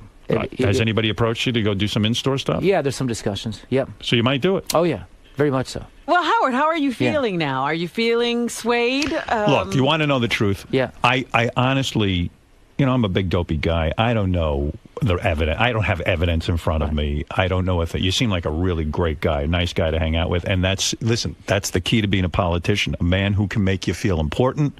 They said that about Bill Clinton. Walked in the room, suddenly you were the most important guy in the room. He just had that way of reaching out and making you feel included, and you don't seem full of yourself and all of that. Right. But the fact of the matter is, I don't know the evidence. Right. I haven't heard any tapes, like you yourself say. If I could hear the tape, that would be the end of this. We could end the whole controversy right now. I'm pulling for you. If you have been wronged and someone has set you up, I think it would be a travesty, and I'll be the first person to back you to get you back in office. Yeah. Because it sounds like you're a sincere guy. I appreciate that. And if you go to jail, I'll forget your number. What am I going to do? Listen, what am I going to do? What, right, Rob? What, are we going to visit him? I don't know. I don't think we're going to go and visit, no. You won't have Do you to. want me to visit you if you go to prison? I'll come if you tell me right now you want me to visit you. Look, you've never gone to prison. Right. You're not going. Hey, Neither one of us are. If you have to go to prison, I hope you don't. Neither one of us are. But if you do go, I mean, first of all, like ex-cops always get the crap beat out of them and stuff. I mean, what does the governor get? Although I think they'd send you to like a minimum security kind of place. You know what I mean? I don't think they'd give you the hard time. You know what I'm saying? Yeah, have you looked into that at all? It's different. It's not county jail, and it's not a state prison. Let's not even talk about it. It's just not going to happen. I know, but even the guards, the strip searching, the anal cavity search, they're going to do the whole thing on you, man. They'll be, hey, look, hey, governor, I see a hemorrhoid in here. I mean, that's hello. That's hello. I hear an echo in here. I mean, can you imagine? Who else wants to look at the governor's ass? You know what I mean? Yeah. I don't mean to make light. Yeah. I mean, I would be in a. I don't even think I could leave. I don't know how the hell you're smiling and able to leave the room. Even if, what if they set you up and let's say you're completely innocent, and then you get in cavity that's searches. the biggest fear. I mean, I don't think that far ahead. Perish the thought. You are one fucking funny guy. You know that? Let me say that. But that ain't going to happen. It's not going to happen. The truth. Let me just leave you with this. I mean, I don't know how much time you have. I got all day. Go ahead. Here, the accuser gets up, locks me up, has me in a cell. While I'm locked in this little tiny cell, that guy gets up and says he's stopping a crime spree before it happened and alleges I was trying to sell a sentencing for financial gain, right? Right. I write in my book, the day before I direct my chief of staff to work out the tactics on a political deal that we've been discussing for weeks and weeks with top U.S. senators, Harry Reid, Menendez from New Jersey, my senior Senator Dick Durbin, former Speaker of the House Republicans, Denny Hastert and I spoke about the possibility of this, and a lot of other people. The long and the short of it is, somebody is lying. I'm either telling the truth or they are. Right. Somebody's lying. Now, the accuser doesn't want you to hear the tapes. The accused wants you to hear the tapes. This is the anti-Nixon, anti-Watergate scenario. You say the tapes will set you free, and you're demanding the release of the tape. I wanted those in the state Senate in January. And they said no. They said no. They wouldn't allow me to bring Rahm Emanuel in, who was our guy to get that deal done. So the people who had to sit there and vote for like censure and say get you out of there, right. They didn't even hear the tapes. You're talking about politicians Correct. who didn't hear They didn't hear the tapes. tapes. They wouldn't allow me to bring in witnesses like congressmen and senators and the president's chief of staff who was working with us on that deal. But everyone's like sheep. They all voted against you, except one person. Who was the one person who didn't vote against you? A guy named Milton Patterson who had a stroke. I don't know, maybe that impacted him. Look, the fix was there. Yeah. He gave you the one vote. Yeah, I think that was the reason why. He was out of it that day. The fix was in. What a nightmare. Right. Well, listen, I hope you don't go to prison. I don't know what the hell it would be like for an ex-governor, I mean. I'm for him. Right. you like him? I like that guy. Oh, you're going to vote for him. What's his name? So, I mean, if you do go away. Well, let me tell you and something, for 20 Howard. years, you might. Do you think you would ever make it with a guy in order to? No. Never, right? You would never. No. If you got very lonely? No. Just masturbation, right? That's it. That's it. Yeah. You're not that pro-civil union. Are you a physical guy? Can you fight at all? I was a Golden Gloves boxer. Oh, you were? Thank Yeah. God. All right. Yeah. So you What can I was handle going to yourself. say, Howard, was All right. it's even hard on the people who visit you in prison. It's not even, any I know. nice experience. Wah. You get searched. You go through a lot. They take everything from you. You can't bring anything in. It's a real I know. dehumanizing experience for everybody involved. Now, your chief of staff has said he's going to testify against you? Allegedly, yeah. What do you think of that? I think he did some wrongdoing at O'Hare Airport when he was there, and I think they found that. And I think, we've looked at what he says he's admitting to, which isn't even a crime. And I write in the book he may want to get himself another lawyer. I think he's so afraid of what they're threatening him with that he's simply going to say he did something he didn't do. Well, listen, I mean, I wish you luck with the trial, and maybe, who knows? Is it possible this whole thing could be thrown out if the judge listens to some of the tapes and stuff, or maybe they'll just back off, or it's definitely going to go to trial? We're preparing for trial. You're preparing for trial. And looking forward to the chance. Yeah, well, what is the procedure there? Was there a grand jury, or was there a? That came later. After they arrested me, they had 90 days to kind of put together their evidence, and then on like the 89th or shortly before the 90-day period, they went to a grand jury. I see. The jury selection's everything. Go with black guys. Some of the church ladies are very tough. Really? I'd like to see a black jury. I think you need that Dr. Phil. He helped Oprah. Yeah. Dr. Phil will pick the jury. He knows how to do it. Go with no bald guys. They're going to be jealous of your full head of hair. I do a lot of this profiling. We should have you come in as a consultant. Let me help you with that. Listen, Governor Rod Blagojevich, his book is called The Governor, and it's in stores now. Go out, take a look. It's in his own words. He wrote it himself, and he asked that you give him a chance and buy it. And it was an honor to meet you, pleasure to meet you, and I wish you the best of luck. Again, I don't know. Listen, Robin, I don't know. Look, if what he's saying is true, this is a travesty, and it's an injustice, and you shake when you hear of things like this happening in America. Yeah, and to a governor in the fifth biggest state in America. If this could happen to me, it could happen to anybody. Yeah. Oh, yeah, I know. This will be one of the great comeback stories in American history. Listen, and if you are vindicated, I'll get behind you to get you reelected. If you don't get reelected, I'll give you a job here. We need a guy to tape TV shows with JD. He's overwhelmed back there. Can I join Richard and Sal and do practical jokes? You can do crank phone calls. You can go I back used to there have the now. president's phone number. We could play jokes on him. Get the president's phone number. Come in here. Let's make a couple of phony phone calls and have a good time. But anyway, I wish you the best of luck. I really do. And the book is called The Governor. That's what you got to get. And I wish you all the best. All right, we'll be back right after these words. Governor. Yes, sir. How'd it go in there? Fantastic. I mean, he's a nice guy. I probably shouldn't have said some of the words I said, but then again, I said Like those on what? some of those tapes. Well, like some of those words I said, but I Some figured. of those sex questions, maybe, or. Well, I didn't really acknowledge anything. He just sort of said it, and I just kind of mumbled some sort of evasive answer. But it was fun. He's obviously a very successful guy, and he's a lot of fun. And I can see why he's so successful. People like to listen to him. Robin's legendary, and so is the whole team. So do you feel like this interview might have helped you? Well, we'll see. You know how they play some of that stuff, but no, it was fun to do. He was very gracious and kind. He talked about my book and gave me a chance to be able to, get some of my story out, and that's all you can ask for. That's right. All right, so you had a good time today, right? Had a great time. Had a great time. Want to go back in it, but we got other things to do. All right, well, thanks for stopping by. Thank you.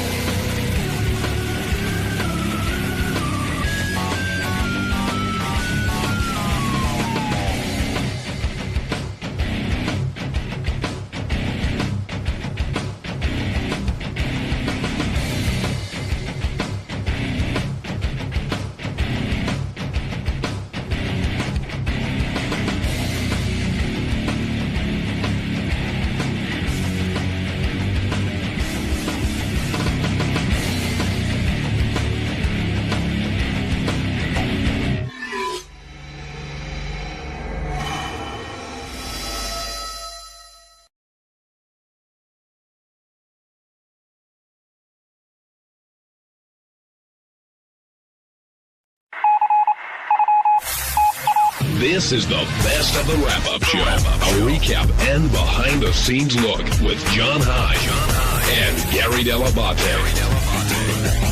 The best of the wrap-up show begins now. On Tuesday's wrap-up show, the great George Takei dropped by. We love when George comes on wrap-up.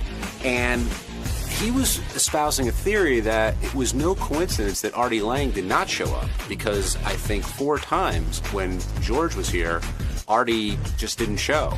So there's a lot of talk about that, and George loves to talk about practically anything, and here's how it went. Starting with Artie Lange not being in, and is it a coincidence that George Takei just happens to be here? Well, I think it's very consistent now, isn't it? It's not a coincidence. It's wasn't it you that said out of the 10 Mondays, Artie's been absent 4 when I've been here. That's right. So 40%. I think there's a pattern there. Do you think he's avoiding you, George? I'm beginning to think so. But his excuse was his being ill. And the last time I was here, which was about, 2 months ago? Mm-hmm. 2.5 months ago, Artie looked great. He really is visibly losing weight. And he told me he was going to his therapist, and not just going to his therapist, but walking almost 20 blocks to get there. And it's all showing. So I think this claim of being sick today is genuine. So does John Hine. So do I. And so does Robin. I thought Robin disagreed with you. Well, no, she was hoping. Well, we're all hoping. Yeah. The other thing would be we're hoping he's on drugs, and we don't hope that. No, I think George, you, Benji, and myself were the ones saying that he was sick. I said he was exhausted from a long weekend, but sick. And everyone else, I believed, disagreed. Gary, you didn't vote. Yeah, I mean, I was talking to Shuli came to me for the news, and I said, listen, Artie, if he were sitting here, would say that his track record is horrendous, and that if you go off his track record, and he did say in his book that when he told us he was sick all those times, he wasn't. So I don't know the answer to that. My feeling is I want to believe that he's just sick and tired, but his history doesn't bode well, so I'm on the fence, and I'm being a completely politically correct 50. It could be the thing. Well, Artie has planted the seeds of doubt. Right. In all of us. So, he can't be upset by that. But we all hope that he's sick. I reevaluated what I think Ralph nailed it. I think it's about the birthday. Yeah. I think right. I think he might be sick, but I think it's more a combination of extremely depressed, like Artie said before, and cannot get out of bed. And maybe he did maybe he did some drinking that ran him down and he feels like crap. So just didn't feel like coming into work this morning? I think it's probably he's having physical manifestations of his depression. See, the whole weekend thing works if we didn't have Monday off. Yeah. Because Monday is almost like a built-in rest day. So I could see him Yankee game Friday night, Giant game on Sunday. Well, he but was then- in Detroit over the weekend. He did that Yeah. charity. What gig. night was the gig, Teddy? I think it was Saturday. Right. So Artie's home, theoretically watching football games sometime on Sunday afternoon and hopefully relaxing. Plus- that gives you a full day to recuperate. Plus, he's said it. He's always mindful of the significance of these birthdays. Well, it's not just this And- birthday. Right, This Yeah. Yeah, you missed this, George. This Artie said a couple weeks ago. He's always been extremely scared of this particular year because His father. This is This is where he outlives his dad. This Right. is the year he'll outlive his Right. where his dad passed away. Right. So or his I think dad's it's accident. It's a combination of all of these things. Sometimes sickness can happen because you think about it too much, and the combination of all that work and exhaustion, and maybe some normal drinking, and and the depression about the significance of this birthday, I think could have caused genuine illness. Well, there's lots of speculation, of course, and I guess that question will be answered tomorrow morning if and when Artie comes in. Gary, you found that, I'm guessing, by that voicemail, right? Yeah, I got the voicemail this morning. I was joking around with Howard. I drive, the same way in every morning, and I don't have any dead spots on the phone when the call came in. I never heard the phone ring, and then all of a sudden, beep, there was a message there, and then I listened. It was Artie. And I wonder if Artie's smart enough to know to make it go directly to voicemail, either A, because he doesn't want to talk to me, or B, because he recognizes how good his voicemails are for the show. Paul, you're on the wrap-up show. Hey, guys. How's it going? Good, Paul. How are you? Good. I have a comment to George. George, I just think you're wicked, man. I love it when you're on the show. You've got such a distinguished voice that everything you say just sounds interesting, and you just want to listen. Well, thank you. I'll keep on talking. Wicked. Yeah, it'd be awesome if you can come on the show. As much as we love Artie, if George could get on the show even more, that'd be even awesome. Well, I'll try and make it as often as I can. But if Artie's trying to avoid me like that, maybe I should restrain myself a little bit so we have more of Artie. Do you think it's homophobia, anti-Asian, or just plain old sick? I think it's plain old sick. All right. I want to believe that. All right. No, I love him. I think he really doesn't have a prejudiced bone in his body. And what was the other thing? Anti-Asian homophobia. Well, that you guys are working on. How much does he owe you? Someone who pretends to be that homophobic, I suspect. There's some, and that wonderful performance he gave coming out to me. Think it was too good? I thought it was very, very good. And I know he's a good actor, but good actors use what they have. Brian in Massachusetts, welcome to the wrap-up show. Hey, what's going on, guys? Hey, Brian. Hey, I got a theory on why Artie's out. Okay. I think it's because it always seems like when the first day George is there, Artie just feels as if he doesn't need to be there. You already got somebody to kind of fill in his spot, so why should he come in? Now, he's not sick. Well, I disagree with that, Brian. I'll tell you why. Because there's a chemistry between George and Artie that Howard likes to talk about. And he'll go, George will tell a story about the first, time he ever got blown, and then Howard will go something like, look at the look on Artie's face, and he'll bring Artie into the conversation. So I don't think Artie feels like George takes a spot. They sort of work well together. And it's an interesting coincidence, the amount Artie's been out when George has come. But Artie probably didn't even know George was coming in today. That's true. That's true. Artie probably doesn't even know. Which makes it even stranger. On Wednesday's wrap-up show, I was getting my balls busted about going down to Miami to Tootsie's and yelling and screaming on the stage and everything.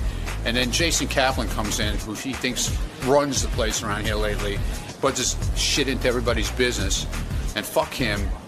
He shouldn't be butting into anybody's business. He should sit there with his little Mickey Mouse ears on, at his little computer, and record the shows like he's supposed to do. You guys should watch this shit and check it out, man. I'm going to ream his ass. Now, Ronnie went down to Tootsies, I believe it was being referred to as.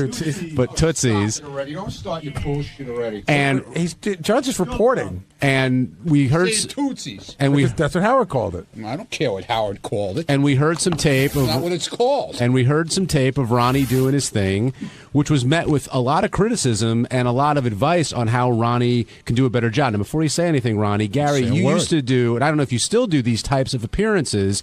What's sort of the plan when you're doing that? Listen, I don't do these as much anymore. Ronnie and I have done a bunch together. My feeling about this has always been, and Ronnie will admit to this too, when you're at a strip club and they announce you to come out on stage, Ronnie sometimes goes like, what are we going to do? Like, no, guys do not want to see us. You know what I mean? They're there to do their thing. So my thing, and Howard has goofed on me in the past saying, hey, who's paying to see you do this? You don't give them anything. But in that instance, I'm get off and get on. Hey, how you doing? I'm Gary from the Howard Stern Show, heard on Sirius XM Radio.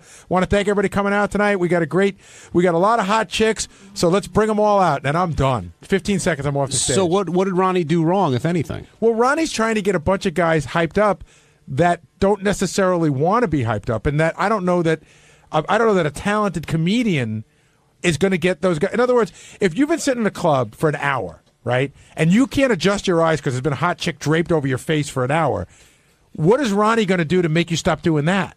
Well, Ronnie, you bring a ton of energy to it, but is that the challenge, what Gary's talking about? It's no challenge, John. It's one. It was, first of all, it was almost 2 in the morning. Everybody was drunk off their ass. Okay. So whatever happens, happens. I mean, I was loaded. That's excuse for going with? Yeah. emceeing while intoxicated? Exactly. So you were having a good time. Just having a good time. And you tried to have everybody else sort of enjoying the good time. Yeah, a little energy in the room, Yeah, I've heard, the toughest one that I've ever been involved with just happened to be with Ronnie.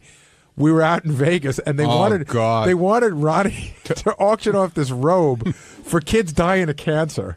So Ronnie, we're in this at club, a strip club. At a strip club. Yeah. So not only are we interrupting guys in the middle of dances, and this is early in the night, but Ronnie even goes, I don't know how.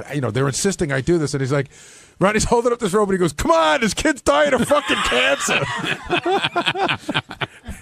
Now, do you feel like you're sort of expert at this now? You've done it. No, quite I don't a few feel times. expert. What do you mean expert? I mean, there's nothing to be an expert of doing something at a strip club. So what's your strategy? What's your game plan going in? Just to go out and have fun. That's it? I had fun. I was having a good time. And if you're having fun? Everybody should be having fun if I'm having fun, man. So what do you... It's all about meeting guys and girls, So what do you think of when Howard and Robin start sort of critiquing you and you're saying, Dude, too much? I don't care. It doesn't bother me. Do you think Ronnie could learn from what Howard and Robin are offering when they're listening back? You're going to have to fill me in on that one because I was talking to Chris Russo the whole time. What were they offering? Well, they played, and Benji, you can help me here. They played Ronnie's tape back at Tootsie's and he said, way too much. Sort of what you were saying, like get to the girls, don't, and what's Ronnie basically doing up there? What criticism do you think they gave him? Well, I was just wondering, will you do the same act at the It's 4-year not an act. anniversary? Dude, hello. It's not an act. I was just out there having a good time. So it's not an act. All right. Well, I'm not putting together an act, okay? But will you do the same thing at the 4-year anniversary? Is there something else planned for the 4-year anniversary? Tootsie's Miami is a whole different place than Rick's Cabaret in New York. So then what will you be saying there? We'd be saying like, 4 years. No, I'll just go up there and say, hey, it's, welcome to Rick's Cabaret. So you do tailor it to the specific event. Exactly. It's more corporate there than it is in Miami, okay? You ever think about going to Richard and Sal and say, hey, why don't you write me a funny line? I've done that with them. I say, hey, give me a couple of lines. No, I don't want them to do anything for me. Really? No, I'd rather do it myself. Right. But you're not mad at them. No, I'm just saying I don't need them. But you're also saying you don't have any game plan going in. You just have a good time, and whatever comes out, comes out. And then, I talk with the DJ dude, and, we figure out some little stupid thing like throwing out T-shirts. It's like they don't want any big deal. They don't want to put an act out there. They don't want a comedy show. Just go out there and yell at the crowd. They don't care. you could crack a joke or two when you get up there. Gives you a little bit of goodwill to go another 30 or 40 seconds, and then you're off. They don't want to hear jokes. They don't want to hear jokes there. Believe me. You know your audience. They don't want to hear jokes. Now, what about the dancing act that followed you down to Tootsie's? She seemed to have a good time as well. What dancing act? Didn't somebody call Jada DeVille, the porn chick? You call that a dancing act? I don't know. What would you call it? She's standing on the head of my balls. That's a dancing act? She's talented. Let's put it that way. Dan in Philly, welcome to the wrap-up show. Okay, I just want to say, Ronnie, you're a smacked ass. That act you do is really fucking dumb. And it is an act. You put on this persona, and so then you act like you're the fucking Ricky Man, and you're all that. You're just an old, decrepit little fuck, man. Yeah, well, fuck you, asshole. You're not That's there. all you can say. You weren't even That's there. all you got? Were you there? Were you there? That's all you got? Were you there, moron? I can picture it. You're Yeah, fucking you old can ass picture up on the stage nothing. instead of girls. You're an idiot that calls into a radio show. You got nothing else to do. Well, I'm not making a fool out of myself. Yeah, you are by calling into a radio show. Go work. Go get a job, will you? Good one, Ronnie. What do you do? Your mother, that's what I do. Oh, wow. Where did you learn that, in high school? Yep. Hey, Ronnie, you mentioned that you were loaded. Did you say you were loaded before you got up on stage this time? And I know I saw you at it was Scores at the time in Vegas when you did your bathrobe act. Right. And it wasn't my bathrobe act. Okay. They asked me to auction off a fucking goddamn robe. Your bathrobe bit. And you were loaded. You were definitely loaded at that one. So I guess my question is, have you ever considered going up sober? No. And maybe being a little bit more coherent. No, why? What are you, my agent now? Well, I'm just saying that this appearance seems to be a universal Dude, failure. it's a strip club, you stupid ass wipe. Does it scare you to do your act sober? What act? Stop saying it's an act. It's not a fucking act. Yeah, a lot of people are accusing Ronnie, including the caller, of putting on some kind of act. It's not an act. Well, or your routine. Does it scare you to do your routine sober? It's not a bit. I just go out there. If I'm drunk, I'm drunk. If I'm not, I'm not. It's not. I don't plan it. That's what I'm saying. It's not planned. Well, maybe it should be planned. No. Dude, that's what I'm saying. So that was all ad-libbed and spontaneous? They don't want you to plan an act. How do you know? Did you have like a cheat sheet? Yeah, I had a cheat sheet. How do you know they don't want you to plan anything? Because I talk to these people ahead of time. Well, what do they say? What's sort of the pregame meeting? Just come, have a good time. Say yeah. Come, have a good time. We'll call you up on stage, say hello to the crowd, throw out some T-shirts, and that's it. That's what I did. That's what I do. See, I've done appearances like this where it gets weird for me because my feeling is the club really only wants the plugs that I'm going to be there. Then when I get there, I feel like sometimes I've been in positions where I feel like they don't even really want me to talk. You've already done your job. I've already done my job. They're like, yeah, go up and get out. And it's always a creepy feeling. Yeah, Gary, I've seen you at the strip club, dude. And you don't have an act either. Like, you don't go up and tell jokes or anything. But I will tell you, I saw you at Frank's Chicken House or something one time, and it does go exactly like you described. You hopped up on stage. They had a really long, like, runway stage. Oh, that was Al's Diamond Cabaret. All right, Al's Diamond Cabaret. And you walk down the runway, and you're like, hey, it's Baba Booey, and everyone recognizes Baba Booey, so they clap. And then you go, hey, we got lots of hot chicks here. Jenna Hayes or whoever was dancing, feature dancing. I'll be here all night. You get off stage, and then that's it. But I mean, I still think you could add more to that if you wanted. I could, but I try not to because nobody wants. What are you going to start telling jokes at the strip club? But my point is, Ronnie, just because they're not asking for more doesn't mean you can't go a little. People are paying you to do an event. I don't think they mean for you to get loaded and scream. No, they do incoherently on stage. Because like 2 hours before this, tell them to sit down and do shots with them. All right. And by the way, mind your business. Your business is on the radio. You're not my business. This is my business. No, it's not. You're talking about it on the wrap-up show. Dude, you think you know everything about everybody's life and critique everybody's life. You said you were drunk. I suggested stay sober. Who the fuck are you to critique anybody? Who's anybody here to critique anybody? Sit at your desk like I tell you all the time with your Mickey Mouse ears on and leave me alone. I'm professional enough that if someone hires me for a job, I don't get drunk. Do I bother you? I don't bother you, man. Stay away from me and leave me alone. Do your bald guy jokes. Jesus on the, Christ, man. I'm just saying maybe Everybody getting loaded. has the same comment about you that you think you know everything. I do think I know everything. And you're in everybody's fucking business, man. What is it with you? Ronnie, you brought the business to the air. I'm discussing what was just discussed on the wrap-up show. You brought the business out. Nobody asked you to come in and talk about me. Nobody asked you. I asked myself. No, I'm here to talk about you. That's the problem. All I heard was that you get drunk at people hire you for shit and you get loaded. Dude, you get loaded. Go back to your office because you don't belong here during this conversation. Nobody asked you to come in. Can you sit up? I can't see you over Goodbye. So long. It's a very high counter here. It's been nice seeing you. here. Thanks for the comments, okay? I'll take it all into consideration. Is this your act or have to wait till you get loaded and yell at me? Right, exactly. Yeah, I'm loaded now. Yeah. You might be. I don't know. It's apparently how you do your job. I just had 10 shots. People fly you out to Vegas and then you repay them by getting loaded before you even take the stage. That's right. Yeah. Well, hey, it's Ronnie. I'm drunk. I guess you must be jealous. You don't get paid that big money to do it, huh? I wish somebody would pay me to drink. Okay. Yeah. Well, maybe come up with an act. Maybe Ronnie the Pro. Maybe I'll tell you what. Why don't you find a strip club that isn't owned by your friend, and then maybe you'll see which strip club hires you. Believe me, I've been called by other strip clubs. I don't do other. Would you franchise your act like Gallagher? I don't do other strip clubs. Okay, I've been called by other strip clubs. Yo, it's Ronnie TLD. What's up? I'm drunk. That's right.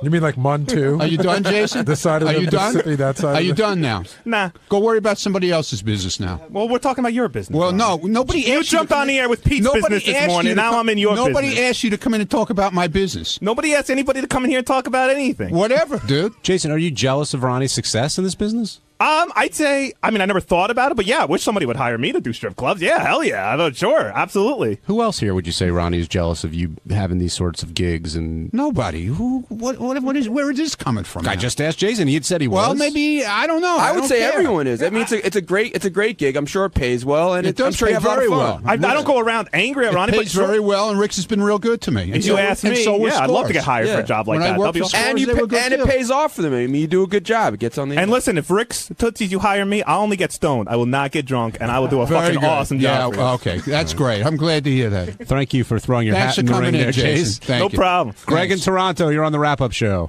Yeah, hi. I actually own a strip club up here. I'd like to hire Ronnie to stay the fuck away from my club. Hey, I'm Pete the Intern. On Thursday's wrap-up show, we'll deal with the fact that I was in the studio talking about my Tourette's, and as well as having problems getting a date. So check it out. Pete had a second big day in the studio today, Will. Yes, he did. And it was all about his dating preferences. Now, were you surprised at where Pete decided to draw the line when it came to who he'd be willing to date? Well, I appreciated that he kept his options open. You know, he was willing to date almost anybody. What was it? Dead people, dead women, and AIDS patients? Dead women, there was an AIDS patient there. What else? There was a cancer patient. You said you'd do the cancer patient. Or dated cancer patient, right? Yeah, the AIDS, I thought, was what you said no to. Pete. Actually, the AIDS patient I said no to. Yeah, right. That and a dead girl. But everything else was fair game, right? Right. Everything else, pretty much. And now that you've been in there a couple days, do you get nervous around Howard, or do you feel comfortable when you're in there? I feel I feel comfortable actually. There is kind of little nervous effect, but it goes away quickly. You know, it's I feel at ease being in there. Now, somebody noticed your wardrobe today. You actually matched what Gary's wearing. Did you do that on purpose, or was that just a coincidence? Actually, this was just a coincidence. We just happened to match today, you know. Now, if you missed Pete on, Howard is trying to hook Pete up and wanted to sort of get a better idea of what he'd be willing to do or not do. And here's a little bit of that segment. It's number 2, Ted. Would you date a terminally ill cancer patient? Terminally ill cancer Go ahead. And just answer this question. I'm trying to get the parameters. But here. she's hot. Yeah, she's super hot. Yes. Yeah, you would date. You would. All right. She's got 5 years to live, but super hot. 5 years to live? Right. What's super hot? Super hot, like looks like Angelina Jolie or Megan Fox. And she wants you. Right. Sure. You will date her. Sure. What if she has full-blown AIDS? No.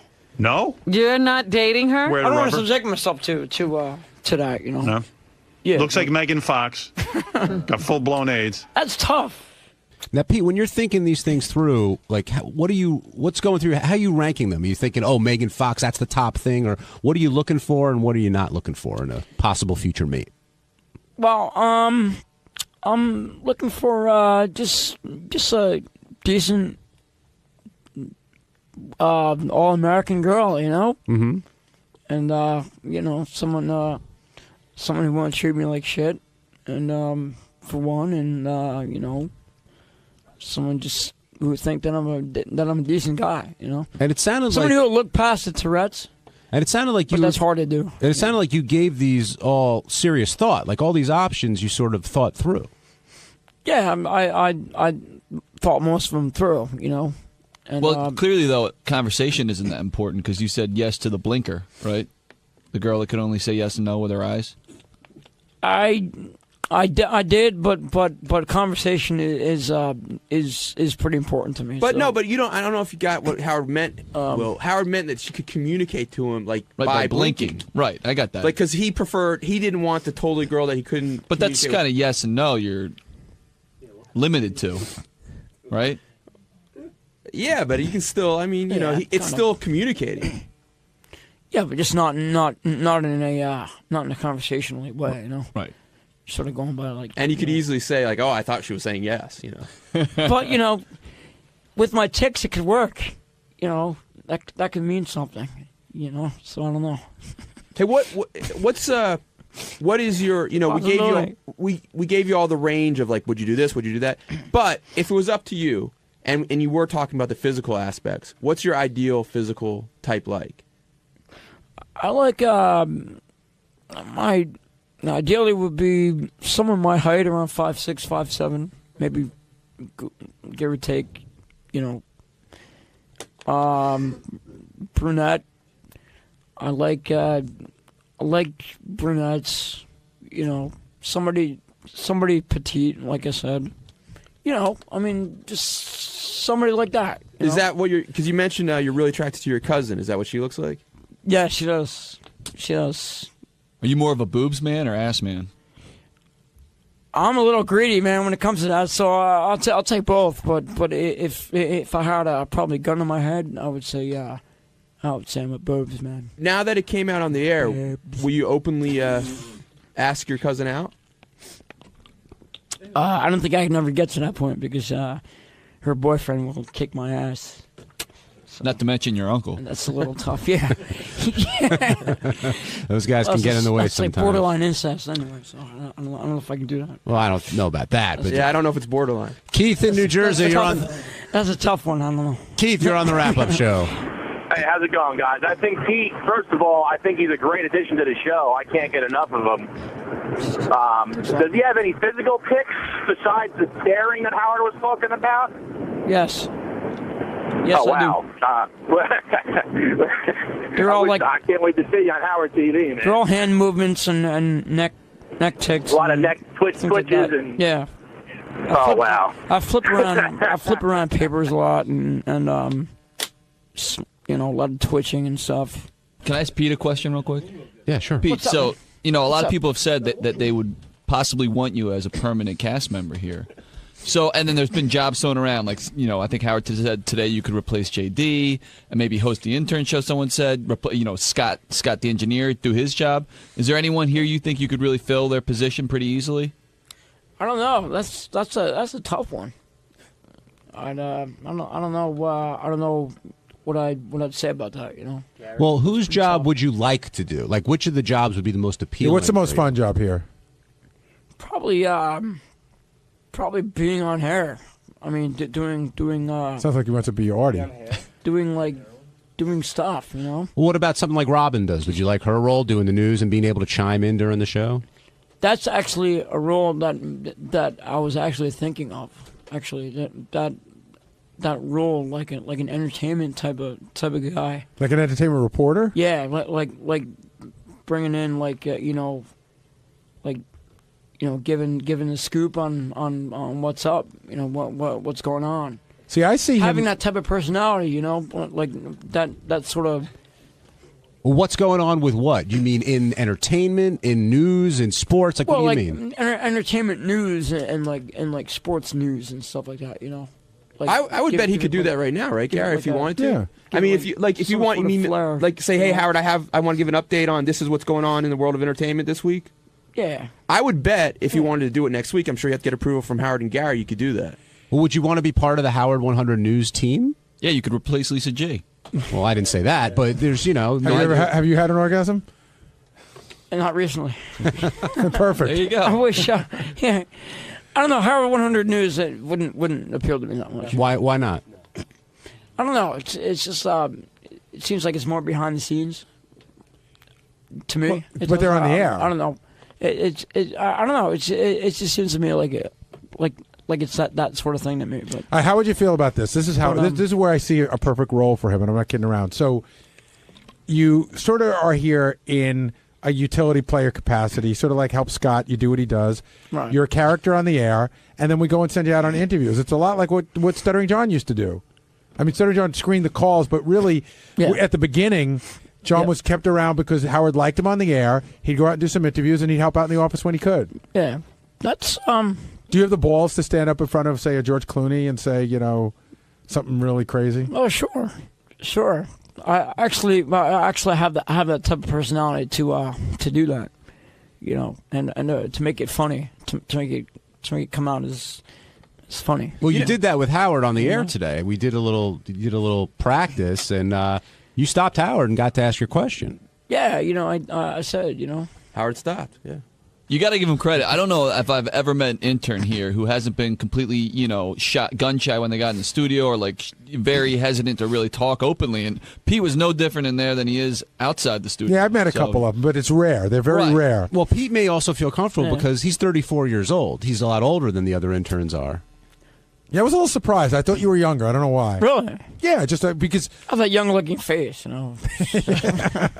that's the other great thing. He's got a great sense of humor, and he's that wasn't a joke. And I wasn't referring to that, but he has a great sense of humor, and he's a good guy. I mean, everybody really enjoys talking to Pete.